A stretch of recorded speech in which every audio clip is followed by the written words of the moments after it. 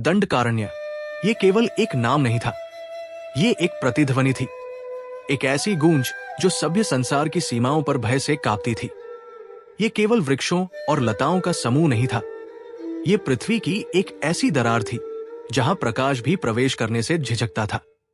और इसी वन में अयोध्या के राजकुमार श्री राम अपनी पत्नी सीता और अपने अदम्य भ्राता लक्ष्मण के साथ अपने वनवास का एक नया चरण आरंभ करने के लिए प्रवेश कर रहे थे। चित्रकूट की शांति अब एक स्मृति मात्र थी। यहां की वायु भिन्न थी, उसमें केवल नमी और पत्तों की सड़न की गंध नहीं थी, उसमें एक अज्ञात दबा हुआ तनाव था, जैसे किसी विशालकाय सर्प के कुंडली मारकर बैठने से धरती कांप रही हो। आकाश, जहां तक वो घनी पत्तियों के बीच से दिखाई देता था, एक अस्वस्थ फीके रंग का था। यहां पक्षियों का कलरव नहीं था, केवल कीट पतंगों की एक सतत कानफोड़ू झंकार थी जो एक क्षण के लिए भी शांत नहीं होती थी। और कभी कभी बहुत दूर से किसी अज्ञात प्राणी की एक ऐसी चीत्कार गूंज जाती थी जो हृदय को कंपा देती थी। श्री राम, जो सदैव शांत और अविचल रहते थे, उनकी भ्रिकुटी भी किंचित संकुचित थी। उनके सधे हुए पग भूमि पर दृढ़ता से पड़ रहे थे, मानो वे केवल चल नहीं रहे थे, अपितु धरती के ज्वर को माप रहे थे। उनकी आंखें, जो सामान्यतः करुणा और शांति से भरी रहती थी, आज एक गहरी सतर्कता से युक्त थी। वो देख रहे थे कि कैसे विशाल वृक्षों की शाखाएं किसी पीड़ा में ऐंठी हुई थी, जैसे वे किसी अदृश्य बंधन से मुक्त होने का असफल प्रयास कर रही हों। वनस्पति भी अस्वस्थ लगती थी, पत्तों पर धब्बे थे और लताओं का जाल किसी मकड़ी के जाले की भांति दम घोंट रहा था। यह स्थान अस्वस्थ है, सीता ने धीमे स्वर में कहा। उनका हाथ अनायास ही अपने वक्ष पर चला गया। वो प्रकृति की पुत्री थी, वो भूमि के स्पंदन को किसी भी योगी से अधिक गहराई से अनुभव कर सकती थी। यहां की धरती रो रही है। आर्यपुत्र लक्ष्मण, जिनका हाथ सदैव उनके प्रत्यंचा चढ़े धनुष की मूठ पर रहता था, तनाव में थे। उनकी दृष्टि एक प्रशिक्षित योद्धा की भांति चारों ओर घूम रही थी, किसी भी आकस्मिक गति, किसी भी टूटी हुई टहनी के लिए सचेत। ये राक्षसों का गढ़ है भ्राता, उन्होंने कहा। उनकी आवाज में दबा हुआ क्रोध था। यहां के कण-कण में अधर्म व्याप्त है। मुझे आश्चर्य नहीं कि धरती भी त्रस्त है। आप बस आज्ञा दें, मैं इस वन को निशाचरों के रक्त से धोकर पवित्र कर दूंगा। श्रीराम ने धीरे से अपना हाथ उठाया, न केवल लक्ष्मण को शांत करने के लिए, बल्कि जैसे हवा में तैरते किसी अज्ञात संदेश को सुनने के लिए। धैर्य सौमित्र, तुम्हारा क्रोध उचित है, किंतु यहां शत्रु केवल वो नहीं जो शस्त्र लेकर सम्मुख आता है। यहां कुछ और है। कुछ और? लक्ष्मण ने प्रश्न किया। भय, श्रीराम ने शांति से उत्तर दिया। एक ऐसा भय जो केवल मृत्यु का नहीं है, ये आत्मा को कुचल देने वाला भय है। वे आगे बढ़े, ऋषियों के उन आश्रमों की ओर जिनके विषय में उन्होंने सुन रखा था। यही उनका उद्देश्य था, वनवासी तपस्वियों को अपना संरक्षण प्रदान करना, उनके यज्ञों की रक्षा करना और अपने वनवास के शेष वर्षों को धर्म की सेवा में बिताना। पहला आश्रम जो उन्हें मिला, वो एक जीर्ण शीर्ण अवस्था में था। जो कुटिया कभी सावधानी से बनाई गई होंगी, वे अब एक ओर झुक गई थी। यज्ञशाला की अग्नि बुझी हुई थी और उसकी वेदी पर काई जम गई थी। आश्रम के चारों ओर लगाई गई बाड़ टूट गई थी, जैसे कोई विशालकाय पशु उसे रौंदता हुआ निकल गया हो। और फिर उन्होंने ऋषियों को देखा। वे केवल तपस्या के कारण कृशकाय नहीं थे, उनकी देह भय से सूख गई थी। उनकी आंखें गड्ढों में धंसी हुई थी और उनमें तप का तेज नहीं, बल्कि एक स्थायी आतंक बसा हुआ था। वे श्रीराम, लक्ष्मण और सीता को देखकर चौंके, जैसे उन्होंने किसी मनुष्य को देखने की आशा ही छोड़ दी हो। अयोध्या के महाराज दशरथ के पुत्र राम, श्रीराम ने अपना परिचय दिया। उनकी आवाज उस आतंकित नीरवता में भी शांत और स्थिर थी। हम यहां अपने वनवास की अवधि में आप जैसे तपस्वियों की सेवा और रक्षा के लिए आए हैं। उन ऋषियों में जो वयोवृद्ध थे, वे आगे आए। उनके हाथ कांप रहे थे। रक्षा? उन्होंने एक खोखली हंसी के साथ कहा। राजकुमार, यहां कोई रक्षा नहीं है, यहां केवल प्रतीक्षा है, अंत की। ऐसी निराशाजनक बातें न कहें। मुनिवर, लक्ष्मण ने कठोरता से कहा, हम यहां हैं। अब कोई भी आसुरी शक्ति आपकी तपस्या में विघ्न नहीं डाल पाएगी। ऋषि ने लक्ष्मण की ओर देखा, फिर श्रीराम की ओर। आप राक्षसों की बात कर रहे हैं राजकुमार। खर और दूषण वे तो केवल स्थूल समस्या है। वे आते हैं, वे मारते हैं, वे यज्ञ भंग करते हैं। हम उनसे लड़ नहीं सकते, हम छिप जाते हैं। किंतु असली भय वो नहीं है। श्रीराम ने गहराई से ऋषि की आंखों में देखा। तो वो असली भय क्या है मुनिवर? हमसे कुछ न छिपाए। ऋषि कांप गए। वो आसपास देखने लगे, जैसे उन्हें डर हो कि पेड़ भी उनकी बातें सुन रहे हैं। वो उन्हें एक कुटिया के भीतर ले गए, जहां घुटन भरी दुर्गंध थी। ये एक तनाव है राजकुमार, उन्होंने फुसफुसाते हुए कहा। एक अदृश्य दबाव। ये तब आरंभ होता है जब सूर्य अस्त होने लगता है। ये हवा में भर जाता है, ये हमारे मनों में घुस जाता है। हम अपनी तपस्या पर ध्यान केंद्रित करने का प्रयास करते हैं और हमारे कानों में घृणित फुसफुसाहटें आने लगती है। वे वेदों का उपहास करती है, वे हमारे संकल्पों को तोड़ती है। एक अन्य युवा ऋषि, जिसकी दाढ़ी अभी पूरी तरह से उगी भी नहीं थी, कोने में कांप रहा था। उसने कहा, मैंने देखा, मैंने अपनी आंखों से देखा।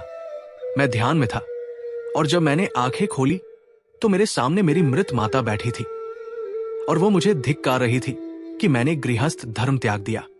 ये एक भ्रम था, मैं जानता हूं, किंतु ये इतना वास्तविक था। हमारे यज्ञ विफल हो जाते हैं। पहले ऋषि ने जारी रखा। अग्नि में आहुति डालते ही वो काले धुएं में बदल जाती है और उसमें से कीड़े मकोड़े निकलने लगते हैं। पवित्र जल रक्त में बदल जाता है। ये केवल राक्षसों का उत्पात नहीं है राजकुमार, ये कोई अधिक गहरी, अधिक प्राचीन और अधिक भयावह शक्ति है जो इस वन की आत्मा को ही भ्रष्ट कर रही है। खर और दूषण तो बस उसके सिपाही है, उसके स्थूल हाथ है। असली शत्रु तो अदृश्य है। सीता ने यह सुनकर अपनी आंखें मूंद ली। एक स्त्री होने के नाते वो सृजन की पवित्रता को समझती थी। यज्ञ का इस प्रकार भ्रष्ट होना, तपस्वियों के मन का इस प्रकार खंडित होना, ये केवल हत्या से कहीं अधिक घिनौना अपराध था। श्रीराम ने कुछ क्षण मौन रहकर उनकी व्यथा को आत्मसात किया। फिर उन्होंने कहा, हम इस आश्रम में रुकेंगे। हम आज रात्रि यहां पहरा देंगे। आप निर्भय होकर अपनी संध्या वंदना और अग्निहोत्र करें।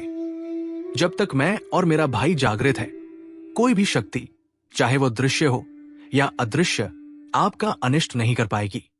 ऋषियों के चेहरों पर आशा की एक क्षणिक लहर दौड़ी, किंतु वो तुरंत ही गहरे संदेह में डूब गई। उन्होंने सिर हिलाया, मानो वे कहना चाहते हो, तुम नहीं समझते बालक, तुम इस अंधकार की गहराई को नहीं समझते। फिर भी उन्होंने श्रीराम के आश्वासन पर अपनी वेदी को साफ करना आरंभ कर दिया। वह रात दंडकारण्य ने अपना असली रूप दिखाया। जैसे ही सूर्य क्षितिज के नीचे उतरा, वन में एक परिवर्तन आया। झंकारें बंद हो गई और एक ऐसी खामोशी छा गई जो किसी भी शोर से अधिक भयावह थी। लक्ष्मण धनुष पर बाण चढ़ाए आश्रम के द्वार पर एक चट्टान की भांति खड़े थे। श्रीराम शांत भाव से एक वृक्ष के नीचे बैठे थे।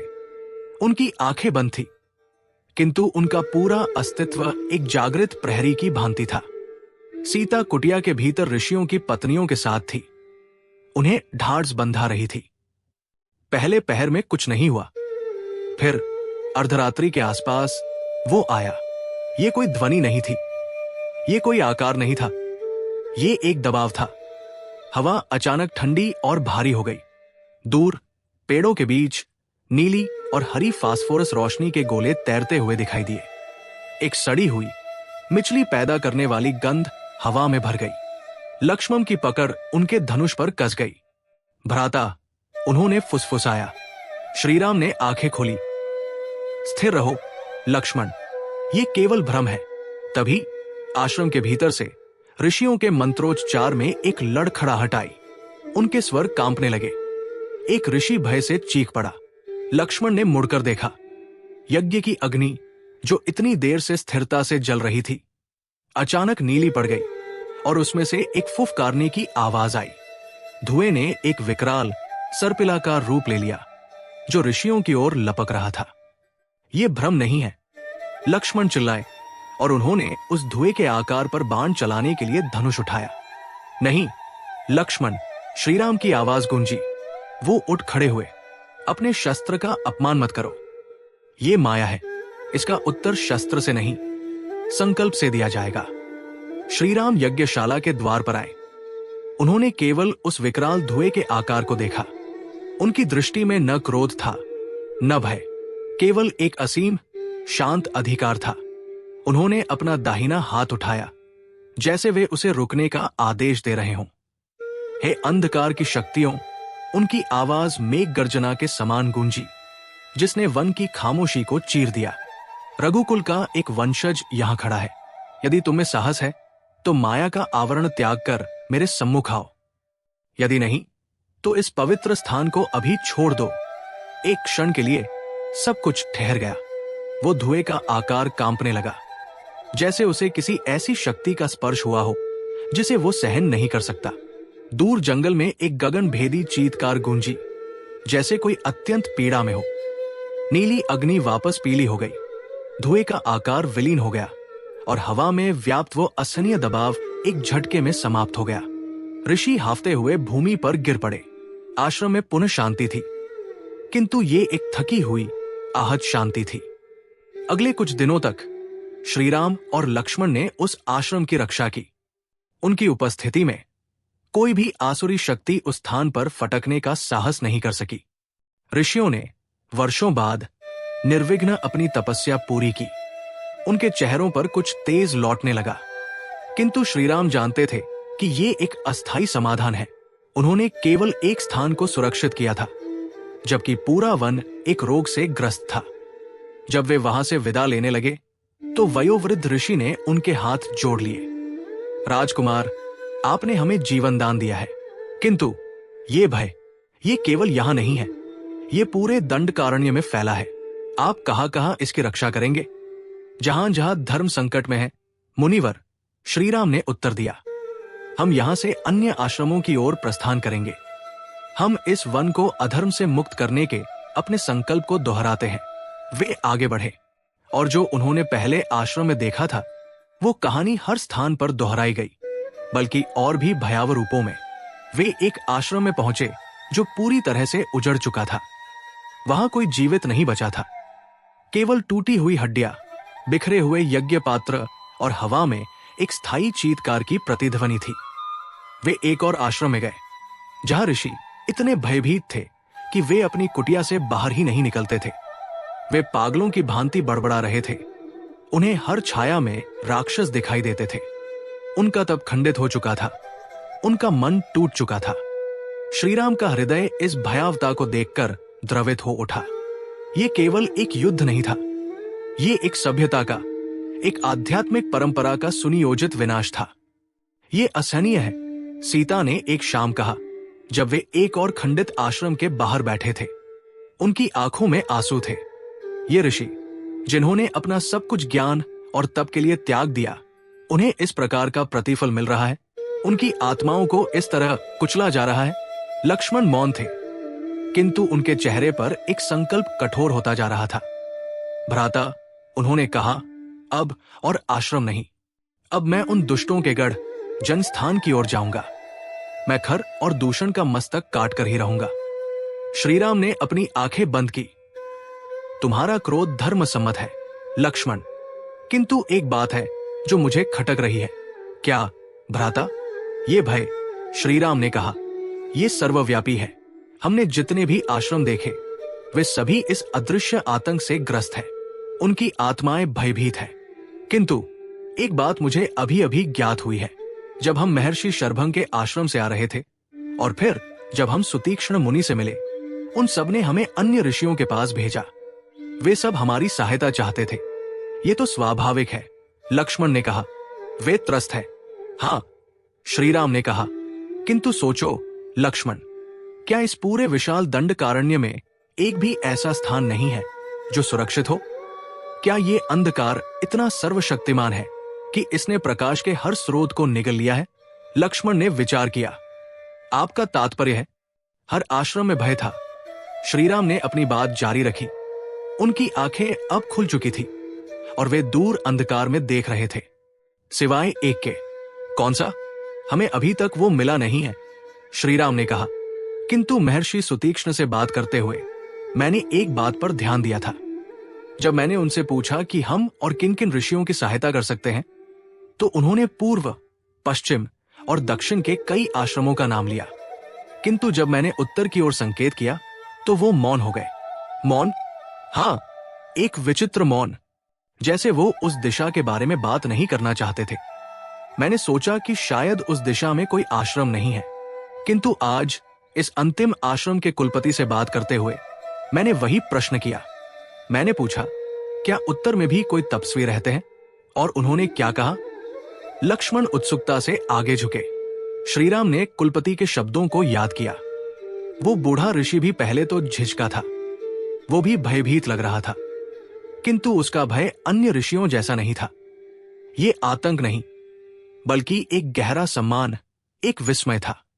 उन्होंने कहा, श्रीराम ने धीमे स्वर में कहा कि उस दिशा में एक स्थान है, एक ऐसा स्थान जहां कोई भी आसुरी शक्ति प्रवेश करने का साहस नहीं करती। लक्ष्मण की आंखें आश्चर्य से फैल गई। क्या? इस राक्षसों से भरे जंगल के बीच में एक अभेद्य दुर्ग? वो कौन सा स्थान है? कौन राजा वहां का रक्षक है? कौन सी सेना वहां तैनात है? श्रीराम ने धीरे से सिर हिलाया। यही तो रहस्य है, लक्ष्मण, कुलपति ने कहा। वहां कोई योद्धा नहीं है, कोई राजा नहीं है, कोई सेना नहीं है। तो फिर वो स्थान सुरक्षित कैसे है? श्रीराम ने एक क्षण का विराम लिया, जैसे वे स्वयं उस विचार के भार को तौल रहे हों। उन्होंने कहा, श्रीराम ने लगभग फुसफुसाते हुए कहा, वो स्थान एक रहस्यमयी तप से सुरक्षित है। एक तप? लक्ष्मण को विश्वास नहीं हुआ। केवल तपस्या? हमने इन सभी आश्रमों में तपस्वियों को देखा है। उनकी तपस्या उन्हें राक्षसों के स्थूल आक्रमणों से भी नहीं बचा पा रही। और आप कहते हैं कि एक तपस्या ने पूरे स्थान को अभेद्य बना दिया है? इतना अभेद्य कि खर और दूषण भी वहां जाने से डरते हैं। हाँ, श्रीराम ने दृढ़ता से कहा। कुलपति ने यही कहा। उन्होंने कहा कि यह कोई साधारण तप नहीं है, ये एक ऐसी प्रज्वलित अग्नि है, एक ऐसा जागृत संकल्प है जिसने अपने चारों ओर शांति का एक ऐसा कवच बना लिया है जिसे कोई भी आसुरी माया भेद नहीं सकती। सीता, जो अब तक चुपचाप सुन रही थी, उनकी आंखों में एक नई चमक उभरी। एक ऐसा स्थान जहां शांति है। कुलपति ने और क्या बताया, भ्राता? लक्ष्मण ने पूछा। उनका संदेह अब गहरी जिज्ञासा में बदल गया था। ये एक रहस्यमय तप था। लक्ष्मण ने अपना धनुष नीचे रख दिया। भ्राता, हमें उस स्थान पर चलना चाहिए। हमें यह जानना होगा कि वो कौन है। ऐसा तपस्वी ही हमारा सच्चा मित्र हो सकता है। सीता ने श्रीराम की ओर देखा। आर्यपुत्र, मेरा मन उस स्थान को देखने के लिए व्याकुल है जहां इस घोर अंधकार में भी किसी ने प्रकाश को जीवित रखा है। श्रीराम खड़े हो गए। उन्होंने उस उत्तरी दिशा की ओर देखा, जो अब केवल एक दिशा नहीं थी, वो एक पहेली थी। उन्हें राक्षसों का वध करना था, ये उनका क्षत्रिय धर्म था। उन्हें ऋषियों की रक्षा करनी थी, ये उनका वचन था। किंतु अब उनके सामने एक नया उद्देश्य था। उन्हें उस रहस्य को जानना था। वो कौन सी शक्ति थी जो राक्षसों से भरे जंगल के बीच एक अभेद्य दुर्ग बनाए हुए थी? उस शक्ति का स्रोत क्या था?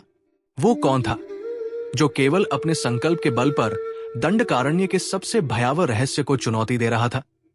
श्रीराम ने अपना धनुष उठाया। हम कल प्रातः उत्तर की ओर प्रस्थान करेंगे। उनका स्वर शांत था, किंतु उनके मन में एक नए अध्याय का आरंभ हो चुका था।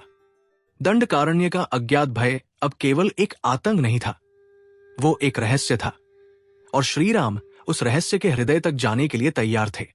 उत्तर की वह यात्रा पिछले अध्याय के उस अंतिम भयभीत आश्रम को छोड़ने के बाद एक मौन संकल्प में लिपटी हुई थी।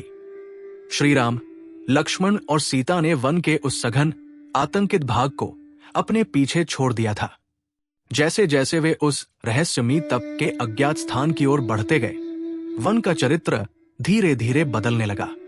ये परिवर्तन अकस्मात नहीं हुआ। ये ऐसा था जैसे वे किसी रोगी के ज्वरग्रस्त कक्ष से निकलकर एक स्वच्छ वायु संचारित गलियारे में आ रहे हों। पहले वो असहनीय कान फोड़ू झंकार, जो भय की पृष्ठभूमि की भांति सदैव बचती रहती थी, वो मंद पड़ने लगी। फिर उन्होंने वो सुना जो वे लगभग भूल चुके थे, पक्षियों का कलरव। ये अभी भी सचेत था, किंतु ये भयभीत चीत्कार नहीं थी, ये जीवन का स्वर था। पेड़ों की ऐंठन कम होने लगी। शाखाएं, जो पहले किसी अदृश्य शत्रु से बचने के लिए मुड़ी तुड़ी लगती थी, अब आकाश की ओर अधिक सहजता से उठ रही थी। पत्तों का अस्वस्थ पीलापन कम हो गया था और उनके बीच से छनकर आती सूर्य की किरणें अब उतनी फीकी और दुर्बल नहीं लगती थी। हवा में वो सड़न और मिचली पैदा करने वाली गंध भी नहीं थी। उसके स्थान पर नमी, गीली मिट्टी और जंगली फूलों की एक हल्की ताजा सुगंध थी।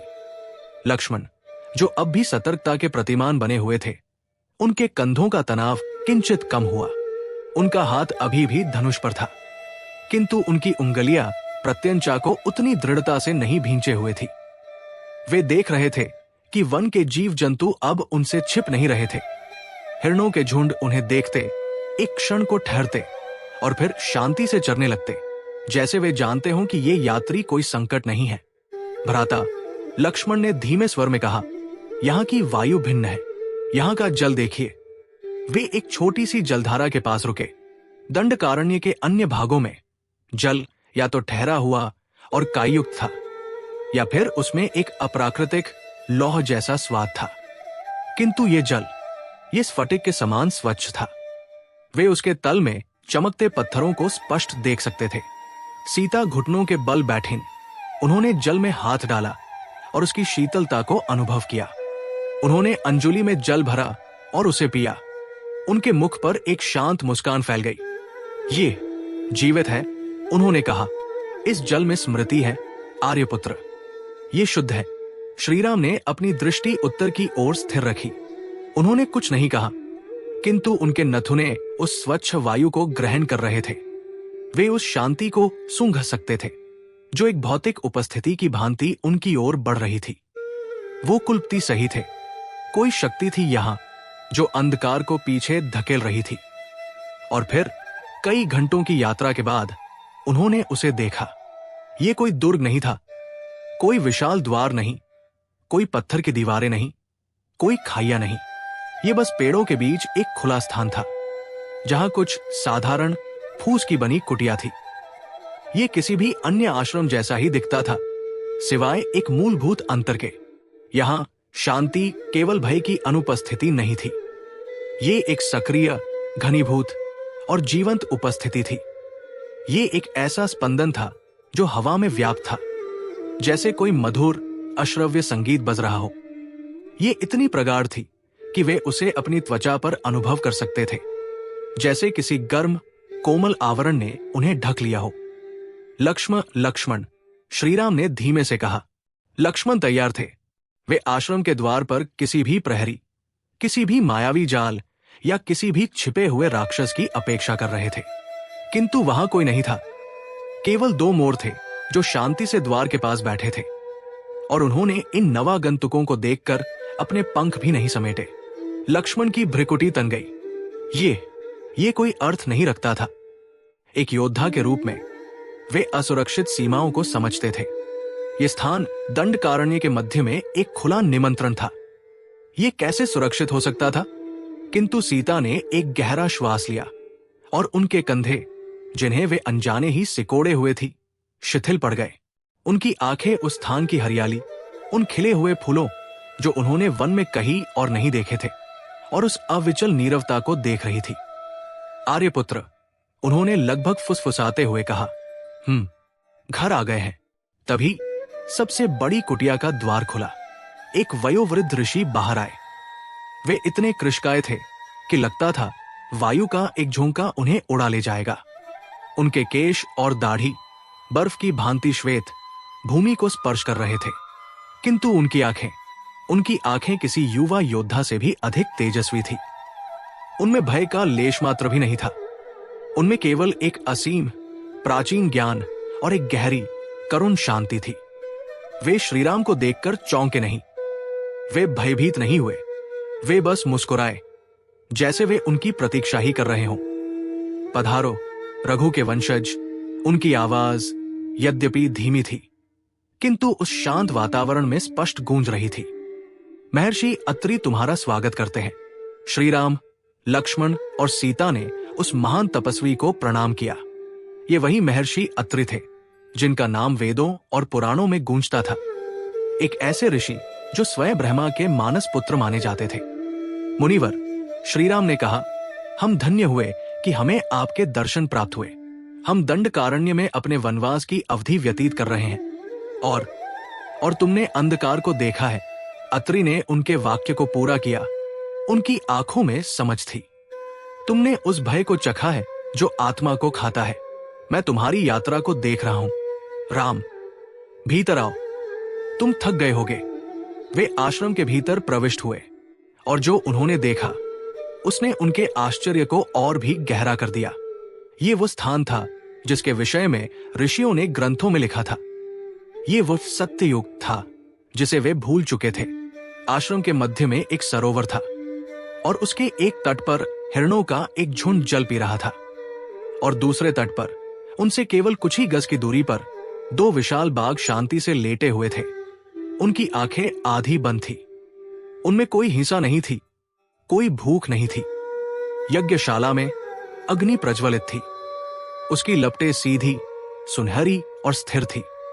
उससे जो धुआं उठ रहा था वो काला या घुटन भरा नहीं था। वो सुगंधित था, जैसे उसमें चंदन और कपूर की आहुति दी गई हो। अन्य ऋषि जो यहां वहां बैठे थे वे गहरे ध्यान में लीन थे। उनके चेहरों पर भय की रेखाएं नहीं थी। उन पर एक अलौकिक तेज था। वे इतने गहरे ध्यान में थे कि उन्होंने इन नवागंतुकों के आगमन को जाना तक नहीं। ये एक चमत्कार था। ये असंभव था। दंडकारण्य के हृदय में खर और दूषण के आतंक के केंद्र से कुछ ही योजन की दूरी पर एक ऐसा स्थान विद्यमान था जहां प्रकृति के नियम भी जैसे बदल गए हों, जहां हिंसक पशु अपनी हिंसा भूल गए हों और तपस्वी अपने तप में निर्विघ्न लीन हो। उन्हें कुटिया में बिठाया गया। उन्हें कंदमूल और फल दिए गए जो इतने ताजे और रस भरे थे कि जैसे उन्हें अभी अमृत से सींचा गया हो।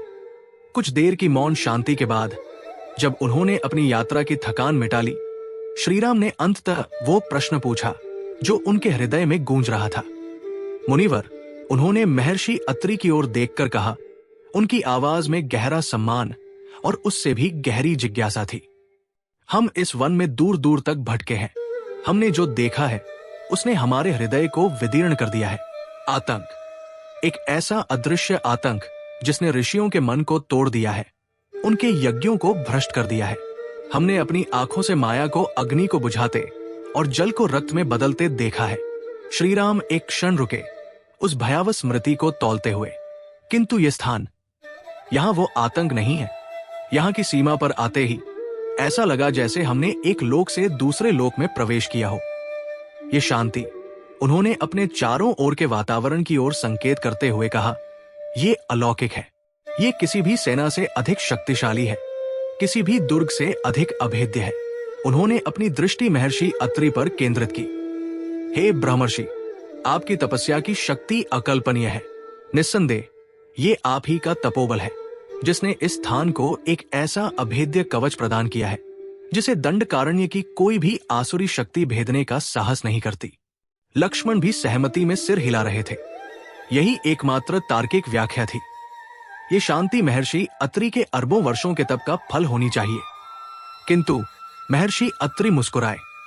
ये एक शांत, निर्मल मुस्कान थी, जैसे कोई ज्ञानी किसी बालक के सरल निष्कर्ष पर मुस्कुराता है।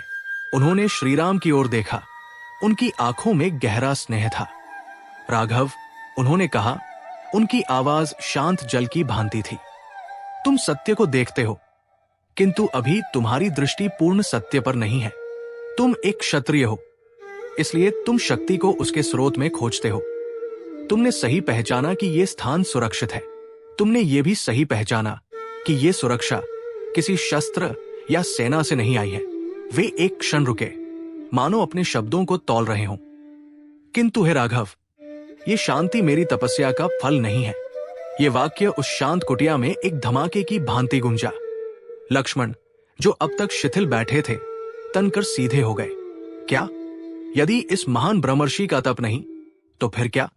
उनकी आंखें अनजाने ही कुटिया के कोनों को टटोलने लगी।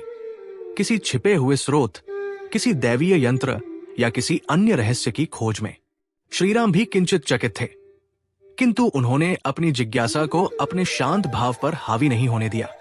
उन्होंने केवल प्रतीक्षा की। महर्षि अत्रि ने अपनी दृष्टि कुटिया के भीतरी द्वार की ओर घुमाई। ये जो प्रकाश तुम अनुभव कर रहे हो, राम, ये जो अभेद्य कवच तुम देख रहे हो, वो मेरा नहीं है। वो इस आश्रम की वास्तविक संरक्षिका की शक्ति है। संरक्षिका? लक्ष्मण ने फुसफुसाते हुए दोहराया। एक रक्षक नहीं, एक संरक्षिका, एक स्त्री। तभी भीतरी कक्ष का पर्दा हटा और वे बाहर आई। वो कोई अप्सरा नहीं थी जो अपने जीवन के तेज से चकाचौंध कर दे। वो कोई योद्धा रानी नहीं थी जो शस्त्रों से सजी हो। वो एक अत्यंत वयोवृद्ध स्त्री थी। उनका शरीर समय के भार से झुका हुआ था।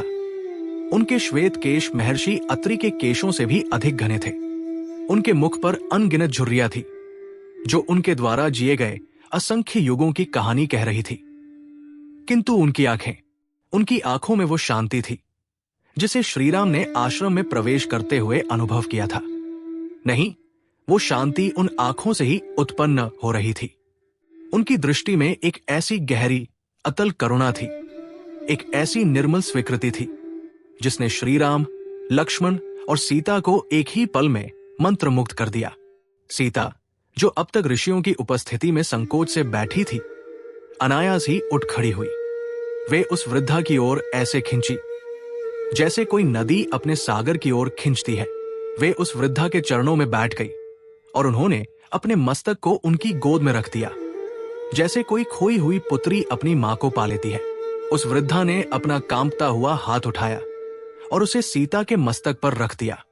उन्होंने कुछ कहा नहीं, बस मुस्कुरा दी। और उस एक स्पर्श से सीता की यात्रा की सारी थकान, उनके मन में बसी दंडकारण्य की सारी भयावहता एक क्षण में विलीन हो गई। श्रीराम और लक्ष्मण आश्चर्य से ये दृश्य देख रहे थे। महर्षि अत्रि की आंखों में अपनी पत्नी के लिए असीम गर्व और भक्ति थी।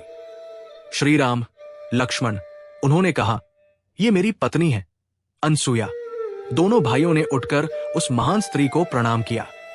उनका मन अभी भी भ्रमित था। ये एक तपस्वी की पत्नी थी, एक साध्वी, एक गृहस्थिन। ये संरक्षिका कैसे हो सकती थी? महर्षि अत्रि, जो सबके मन को पढ़ने में सक्षम थे, उनके मौन प्रश्नों को समझ गए। राजकुमार, उन्होंने कहा, तुम योद्धा हो।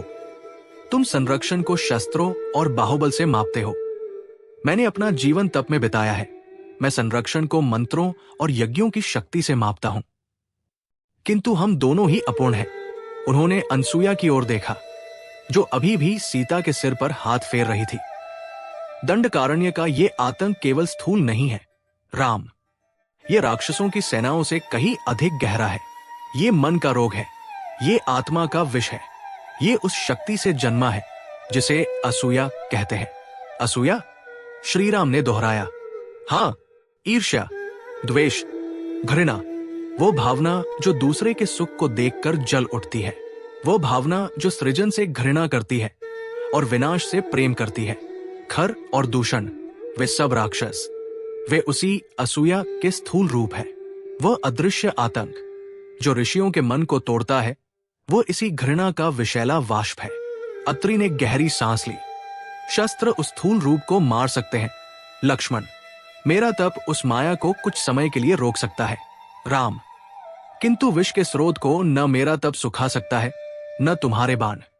तो फिर यह स्थान कैसे सुरक्षित है? श्रीराम ने अंततः पूछा। महर्षि अत्रि ने पुनः अनसुया की ओर संकेत किया। क्या तुम इनका नाम का अर्थ जानते हो? अनसूया, वह जिसमें असूया का लेश मात्र भी नहीं है। वह जो ईर्ष्या, द्वेष और घृणा से पूर्णतः अनादि काल से रहित है।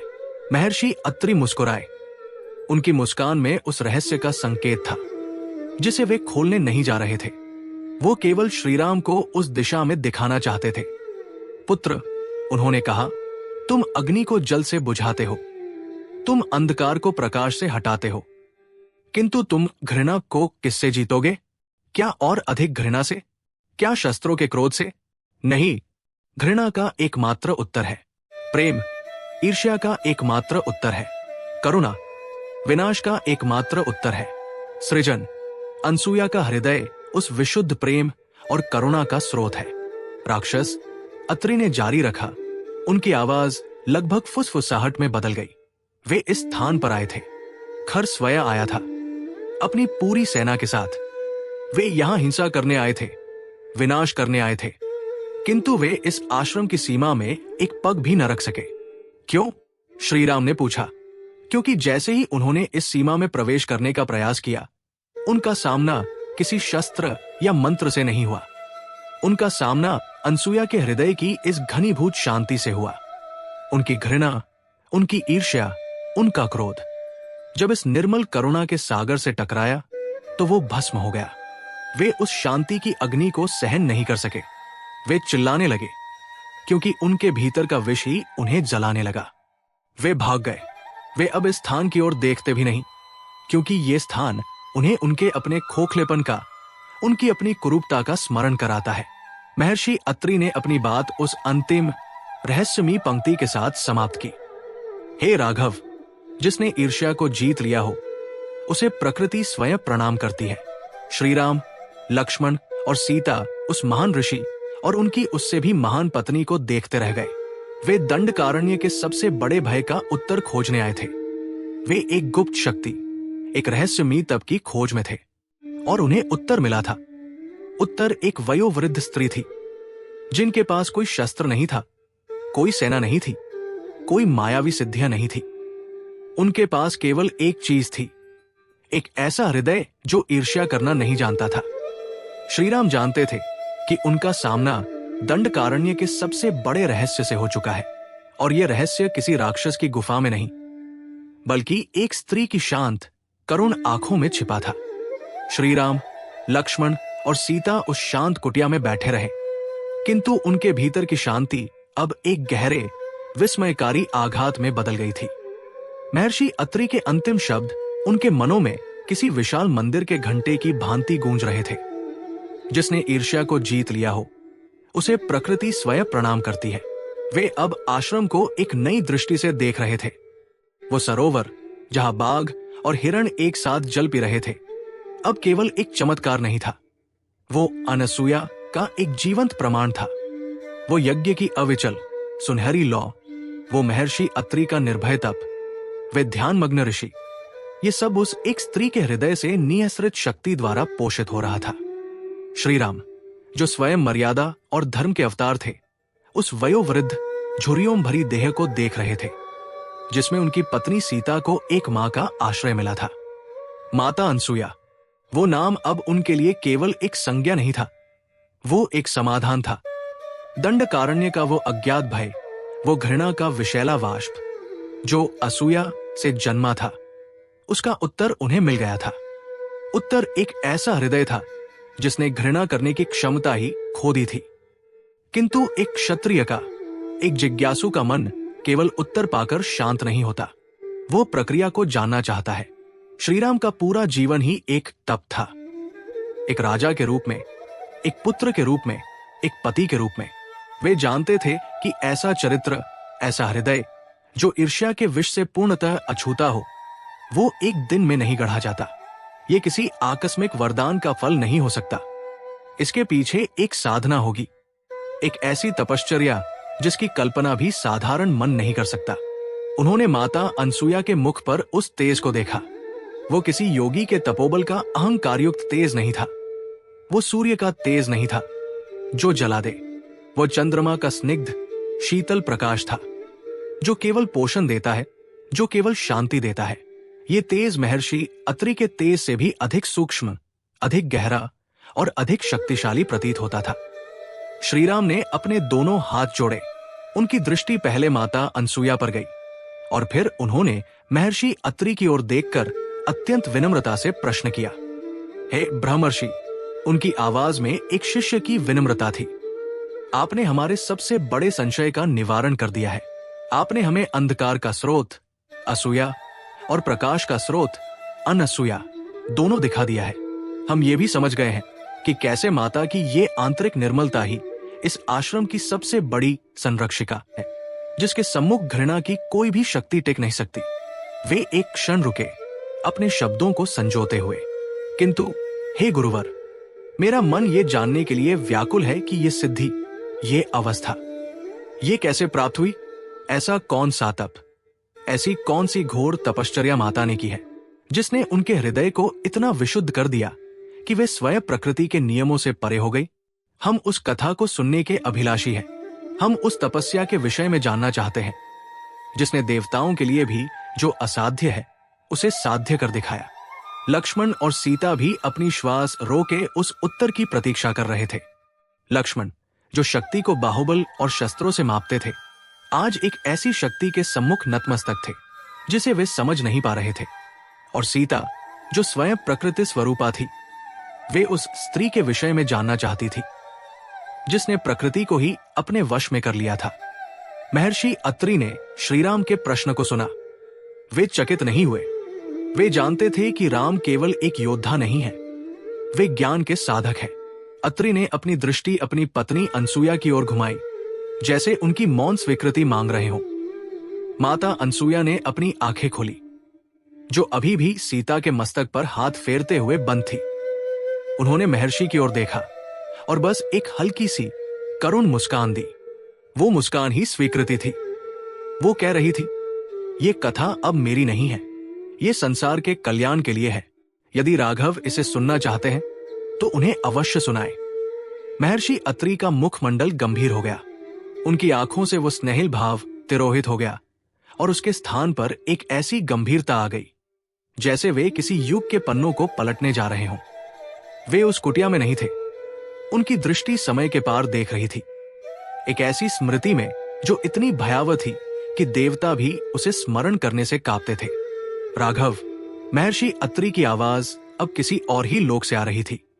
तुम तपस्या के विषय में पूछते हो, तुम शक्ति के विषय में पूछते हो। आज तुम उस घटना के विषय में सुनोगे जिसने न केवल मनुष्यों और ऋषियों अपितु स्वयं देवताओं को भी चकित और असहाय कर दिया था। ये आज की बात नहीं है राम, ये उन युगों की बात है जिनका स्मरण भी अब धूमिल हो गया है। ये उस समय की बात है जब सृष्टि अपने एक नए चक्र में प्रवेश कर रही थी, और उस चक्र के आरंभ में ही पृथ्वी पर एक ऐसा संकट आया जैसा न पहले कभी आया था, न शायद भविष्य में कभी आएगा। एक समय था, अत्रि ने अपनी आंखें बंद करते हुए कहा, जब पृथ्वी पर 10 सहस्र वर्षों का भीषण अकाल पड़ा। 10 सहस्र वर्ष, ये संख्या ही इतनी विशाल थी कि श्रीराम और लक्ष्मण के मन हिल गए। उन्होंने अकालों के विषय में सुना था 10 वर्ष, 20 वर्ष, 100 वर्ष, किंतु 10,000 वर्ष, ये एक अकाल नहीं था, ये एक युग का अंत था। इसका आरंभ बहुत धीमा था। राम, अत्रि ने उस भयावह स्मृति को शब्दों में पिरोते हुए कहा, पहले वर्ष वर्षा ऋतु आई, किंतु मेघों ने जल नहीं बरसाया। वे आकाश में रुई के गोलों की भांति तैरते रहे और सूर्य के ताप से विलीन हो गए। लोगों ने सोचा, ये एक चक्र का विचलन है, अगले वर्ष सब ठीक हो जाएगा। दूसरा वर्ष आया, फिर 100 वर्ष बीत गए। मेघ आते थे, वे गरजते भी थे, किंतु उनमें जल की एक बूंद नहीं होती थी। सूर्य, जो जीवन का स्रोत था, अब वो मृत्यु का दूध बन गया था। वो आकाश में एक पीतल की ढाल की भांति तपता रहता। राम, निर्दय, छोटी नदियां और जलाशय सबसे पहले सूखे। उनकी देह चाक की भांति चटक गई। जो भूमि कभी हरी भरी थी, वो भूरी पड़ गई। लोगों ने अपने संचित अन्न से काम चलाया। ऋषियों ने अपने तपोबल से जल उत्पन्न करने का प्रयास किया, किंतु वे जितना जल उत्पन्न करते, ये विकराल सूखा उसे सोख लेता। फिर 1 सहस्र वर्ष बीत गए। महर्षि की आवाज कांप रही थी। 1 सहस्र वर्ष। राम, तुम कल्पना कर सकते हो, बड़ी नदियां जो पर्वतों की आत्मा थी, वे सूखने लगी। गंगा, जो शिव की जटाओं से निकली थी, वो एक क्षीण रुग्ण धार में बदल गई। यमुना कालिमा छोड़ श्वेत रेत में विलीन हो गई। सरस्वती तो जैसे कभी थी ही नहीं, वो भूमि के गर्भ में कहां लुप्त हो गई, किसी को ज्ञात नहीं हुआ। वन, जो पृथ्वी के श्वास थे, वे जलने लगे। वृक्षों ने पहले अपने पत्ते गिराए, फिर उनकी शाखाएं सूखकर कंकालों की भांति आकाश में उठ गई। उनमें दावाग्नि भड़क उठती, जो महीनों तक जलती रहती, क्योंकि उसे बुझाने के लिए जल नहीं था। केवल भस्म और तप्त वायु शेष थी। और प्राणी, अत्रि का गला रूंध गया। प्राणी मरने लगे, पहले छोटे जीव जंतु, फिर हिरण और सिंह। वे जल की खोज में मीलों तक भटकते और अंत में रेत पर गिरकर प्राण त्याग देते। आकाश, जो कभी पक्षियों के कलरव से गूंजता था, वो अब गिद्धों के कर्कश स्वरों से भर गया था। किंतु कुछ समय बाद वे गिद्ध भी मर गए, क्योंकि खाने के लिए मांस तो था, पीने के लिए जल नहीं था। मनुष्य मनुष्यता को भूल गया। ग्राम उजड़ गए, नगर खंडहर हो गए। लोग जल की एक बूंद के लिए एक दूसरे की हत्या करने लगे। असूया, वो घृणा और ईर्ष्या जिसका विष तुमने इस वन में देखा है। राम, वो उस अकाल में अपने चरम पर थी। भाई भाई का शत्रु था, पुत्र पिता का। धर्म, कर्म, मर्यादा, ये सब शब्द अपना अर्थ खो चुके थे। केवल एक ही सत्य था, प्यास। लक्ष्मण ने अपनी आंखें मूंद ली। ये दृश्य किसी भी राक्षस के आक्रमण से अधिक भयावह था। ये सृष्टि का स्वयं अपनी संतानों का भक्षण करना था। श्रीराम ने पूछा, मुनिवर, देवता, इंद्र, वरुण, पर्जन्य, सृष्टि के पालक क्या कर रहे थे? महर्षि अत्रि ने एक गहरी, ठंडी सांस ली। यही तो इस संकट की सबसे बड़ी भयावता थी। राघव, देवता भी असहाय थे। असहाय? लक्ष्मण को विश्वास नहीं हुआ। वर्षा के देव इंद्र असहाय थे? हां पुत्र, अत्रि ने कहा। सृष्टि का संतुलन बिगड़ रहा था। जब भूमि पर यज्ञ ही नहीं हो रहे थे, तो देवताओं को हविष्य कैसे मिलता? जब अन्न नहीं था, घृत नहीं था, पवित्र जल नहीं था, तो यज्ञ कैसे होते? ऋषियों ने अपने मंत्र बल से आहुतियां देने का प्रयास किया, किंतु अग्नि भी जैसे अपनी दाहिका शक्ति खो चुकी थी। वो केवल एक क्षीण नीली लौ में जलती थी। देवताओं की शक्ति क्षीण होने लगी। इंद्र ने अपने वज्र से मेघों को भेदने का प्रयास किया, किंतु आकाश में मेघ ही नहीं थे।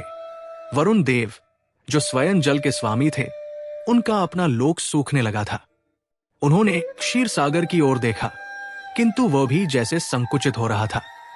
सारे देवता, अत्रि ने अपनी आवाज धीमी करते हुए कहा, ब्रह्मा जी के पास गए।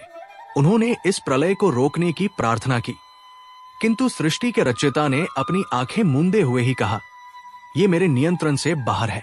यह पृथ्वी का संचित कर्म है, एक ऐसा प्रारब्ध जिसे उसे स्वयं ही भोगना होगा। यह एक चक्रीय विधान है, जिसे यदि मैंने अपनी शक्ति से रोका तो सृष्टि का संपूर्ण संतुलन ही नष्ट हो जाएगा। इस संकट का समाधान बाहर से नहीं, पृथ्वी के भीतर से ही उत्पन्न होना होगा। देवता असहाय होकर लौट आए। वे केवल देख सकते थे। वे अपनी प्रिय सृष्टि को, अपने भक्तों को तिल तिल कर मरते हुए देखने के लिए विवश थे। 10 सहस्र वर्ष, अत्रि ने उस अंतिम संख्या का उच्चारण किया। 10 सहस्र वर्षों तक यह प्रलय चलता रहा। पृथ्वी एक मृत पिंड बन चुकी थी। वो एक झुलसी हुई, चर्मरहित खोपड़ी की भांति सूर्य की परिक्रमा कर रही थी। समुद्रों का जल इतना नीचे चला गया था कि मीलों तक केवल श्वेत लवण के मरुस्थल ही दिखाई देते थे। पर्वत नग्न हो गए थे। उन पर न वनस्पति थी, न बर्फ। वायु इतनी शुष्क और तप्त थी कि श्वास लेना भी अग्नि को भीतर खींचने जैसा था। जीवन यदि कहीं बचा था, तो वो पाताल की गहरी कंदराओं में, जहां नमी की कुछ अंतिम बूंदें शेष थी। और इस आश्रम में सीता ने, जो अब तक मौन थी, पहली बार कोमलता से पूछा। महर्षि अत्रि ने सीता की ओर देखा। हम यहां थे पुत्री। यह स्थान तब भी एक तपोभूमि था, किंतु हम भी उस प्रलय से अछूते नहीं थे। हमारे सरोवर सूख गए थे, हमारे वृक्ष कंकाल बन गए थे। हम ऋषि, जो अपनी तपस्या से सिद्धियां प्राप्त कर चुके थे, हम अपने ही प्राणों को बनाए रखने के लिए संघर्ष कर रहे थे। हम अपने तपोबल से जल की कुछ बूंदें उत्पन्न करते और उसे आपस में बांट लेते, किंतु हम भी देख रहे थे कि अंत निकट है। मेरे भीतर अत्रि ने स्वीकार किया, क्रोध था, निराशा थी। मैं देवताओं को कोस रहा था। मैं अपनी सिद्धियों के अहंकार में यह नहीं समझ पा रहा था कि मेरी शक्ति इस ब्रह्मांडीय विधान के सम्मुख कितनी तुच्छ है। अन्य ऋषि भी टूट रहे थे। उनमें भी असूया जाग रही थी। वे एक दूसरे के जल के पात्र को संदेह से देख रहे थे। तपस्वियों का धर्म खंडित हो रहा था। हम सबने, अत्रि ने कहा, यह निर्णय ले लिया था कि अब और नहीं।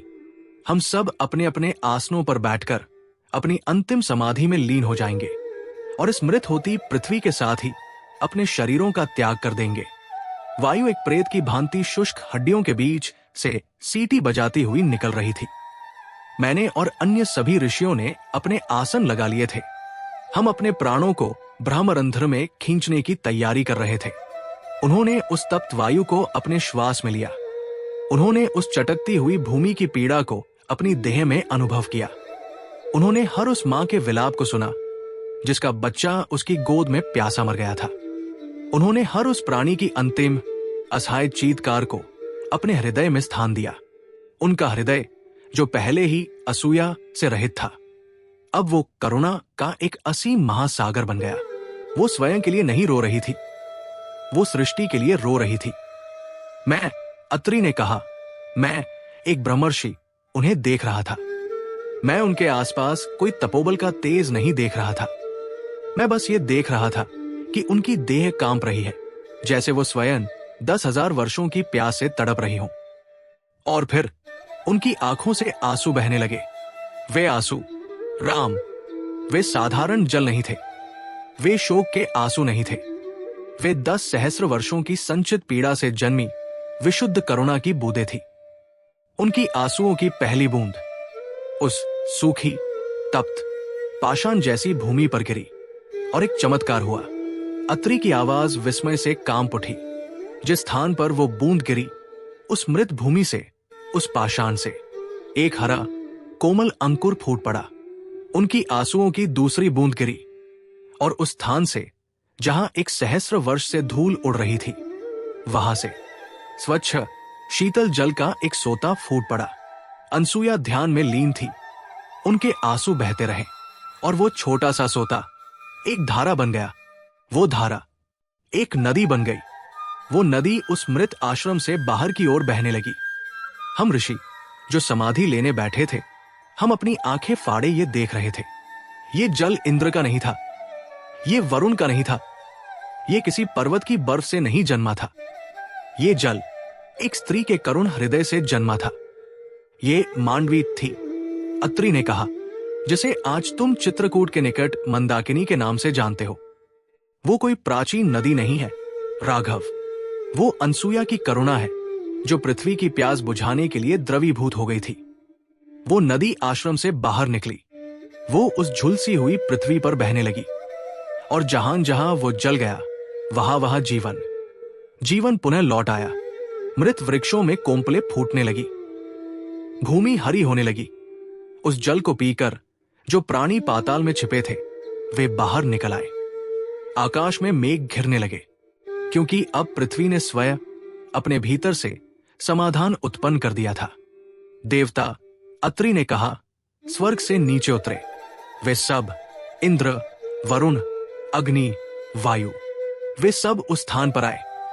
वे असहाय थे क्योंकि वे विधान से बंधे थे, किंतु अनसुया ने अपनी निस्वार्थ करुणा से एक नए विधान की रचना कर दी थी। उन्होंने किसी से कुछ मांगा नहीं था, उन्होंने केवल दिया था, और उस दान ने सृष्टि के संतुलन को पुनः स्थापित कर दिया। देवताओं ने अनसुया की स्तुति की। उन्होंने उन्हें प्रणाम किया। उन्होंने उन्हें सृष्टि की धात्री कहा, क्योंकि उस दिन एक स्त्री की तपस्या ने, एक स्त्री की करुणा ने वो कर दिखाया था जो देवताओं की सम्मिलित शक्ति भी नहीं कर सकी थी। महर्षि अत्रि की कथा समाप्त हुई। कुटिया में एक ऐसी नीरवता छा गई जो किसी भी शब्द से अधिक गहन थी। श्रीराम, लक्ष्मण और सीता स्तब्ध थे। कथा अपने चरम पर पहुंच चुकी थी। वे जिस रहस्य को खोज रहे थे, वो इतना विशाल, इतना ब्रह्मांडीय होगा, इसकी उन्होंने कल्पना भी नहीं की थी। दर्शक, श्रीराम सोच रहे थे कि यदि देवता भी असहाय थे, तो एक वनवासिनी तपस्विनी ने क्या किया होगा, और उत्तर उनकी कल्पना से भी परे था। क्या यह संभव है कि एक स्त्री की तपस्या देवताओं की शक्ति से अधिक हो सकती है? श्रीराम के सामने इसका उत्तर बैठा था।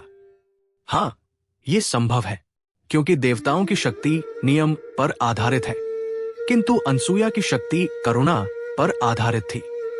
और जब सृष्टि संकट में हो तो नियम नहीं, करुणा ही उसे बचा सकती है। श्रीराम ने माता अनसुया के चरणों की ओर देखा। वे अब केवल एक ऋषि पत्नी के चरण नहीं थे, वे उस भूमि के चरण थे जिसने 10 सहस्र वर्षों के अकाल को अपने आंसुओं से सींचकर जीवन में बदल दिया था। दंडकारण्य का रहस्य अब कोई रहस्य नहीं था, वो एक जीवंत किंवदंती थी। महर्षि अत्रि की कथा के समापन पर उस छोटी सी कुटिया में जो नीरवता छाई, वो किसी भी मंत्रोच्चार से अधिक गहन और भारी थी। 10 सहस्र वर्षों के अकाल की वो भयावह स्मृति, देवताओं की असहायता और सृष्टि के रचयिता ब्रह्मा का वो विधान की समाधान पृथ्वी के भीतर से ही उत्पन्न होगा। ये सब श्रीराम, लक्ष्मण और सीता के मनों पर एक वज्र की भांति गिरा था। वे जिस रहस्य को खोजते हुए यहां तक आए थे, वो अब उनकी कल्पना से भी परे एक ब्रह्मांडीय पहेली बन चुका था। वे दंडकारण्य के एक छोटे से भय का समाधान ढूंढ रहे थे। यहां उन्हें एक संपूर्ण युग के प्रलय की कथा सुनने को मिली थी। श्रीराम ने अपनी दृष्टि माता अनसुया पर स्थिर रखी। वे अब उस वयोवृद्ध, शांत, करुण मुखमंडल को एक नई दृष्टि से देख रहे थे। ये वो स्त्री थी जिन्होंने उस प्रलय को न केवल देखा था, बल्कि उसके सम्मुख एक चुनौती बनकर खड़ी हो गई थी। लक्ष्मण, जो अब तक शक्ति को केवल शस्त्रों की खनखनाहट और बाणों की वर्षा में मापते आए थे, आज पूर्णतः निःशब्द थे। उनके मन में एक ही प्रश्न गूंज रहा था। जब देवता असफल हो गए, जब ब्रह्मर्षि अत्रि जैसे तपस्वी ने मृत्यु का वरण करने का निश्चय कर लिया था, तब एक अकेली स्त्री, एक गृहस्थिन, वो क्या कर सकती थी? ये प्रश्न केवल लक्ष्मण के मन में नहीं था, ये उस कथा का वो बिंदु था जहां सभी तर्क समाप्त हो जाते थे। महर्षि अत्रि ने उस मौन को तोड़ा। उनकी आंखें अभी भी अतीत में थी, उस रक्त जैसे लाल आकाश और उस मृत वटवृक्ष को देख रही थी। हम सब, अत्रि ने अपनी गंभीर आवाज में कहना जारी रखा, अपनी अपनी समाधियों की तैयारी कर चुके थे। मेरे मन में जो एक ब्रह्मर्षि का मन कहलाता है, राम, उसमें क्रोध था, अपने तपोबल का अहंकार था, जो इस ब्रह्मांडीय विधान के सम्मुख चूर्ण हो गया था। उसमें देवताओं के प्रति उपालंब था, उसमें निराशा थी। मेरा ज्ञान, मेरा संपूर्ण अर्जित ज्ञान मुझे केवल मेरी मृत्यु का मार्ग ही सुझा पा रहा था।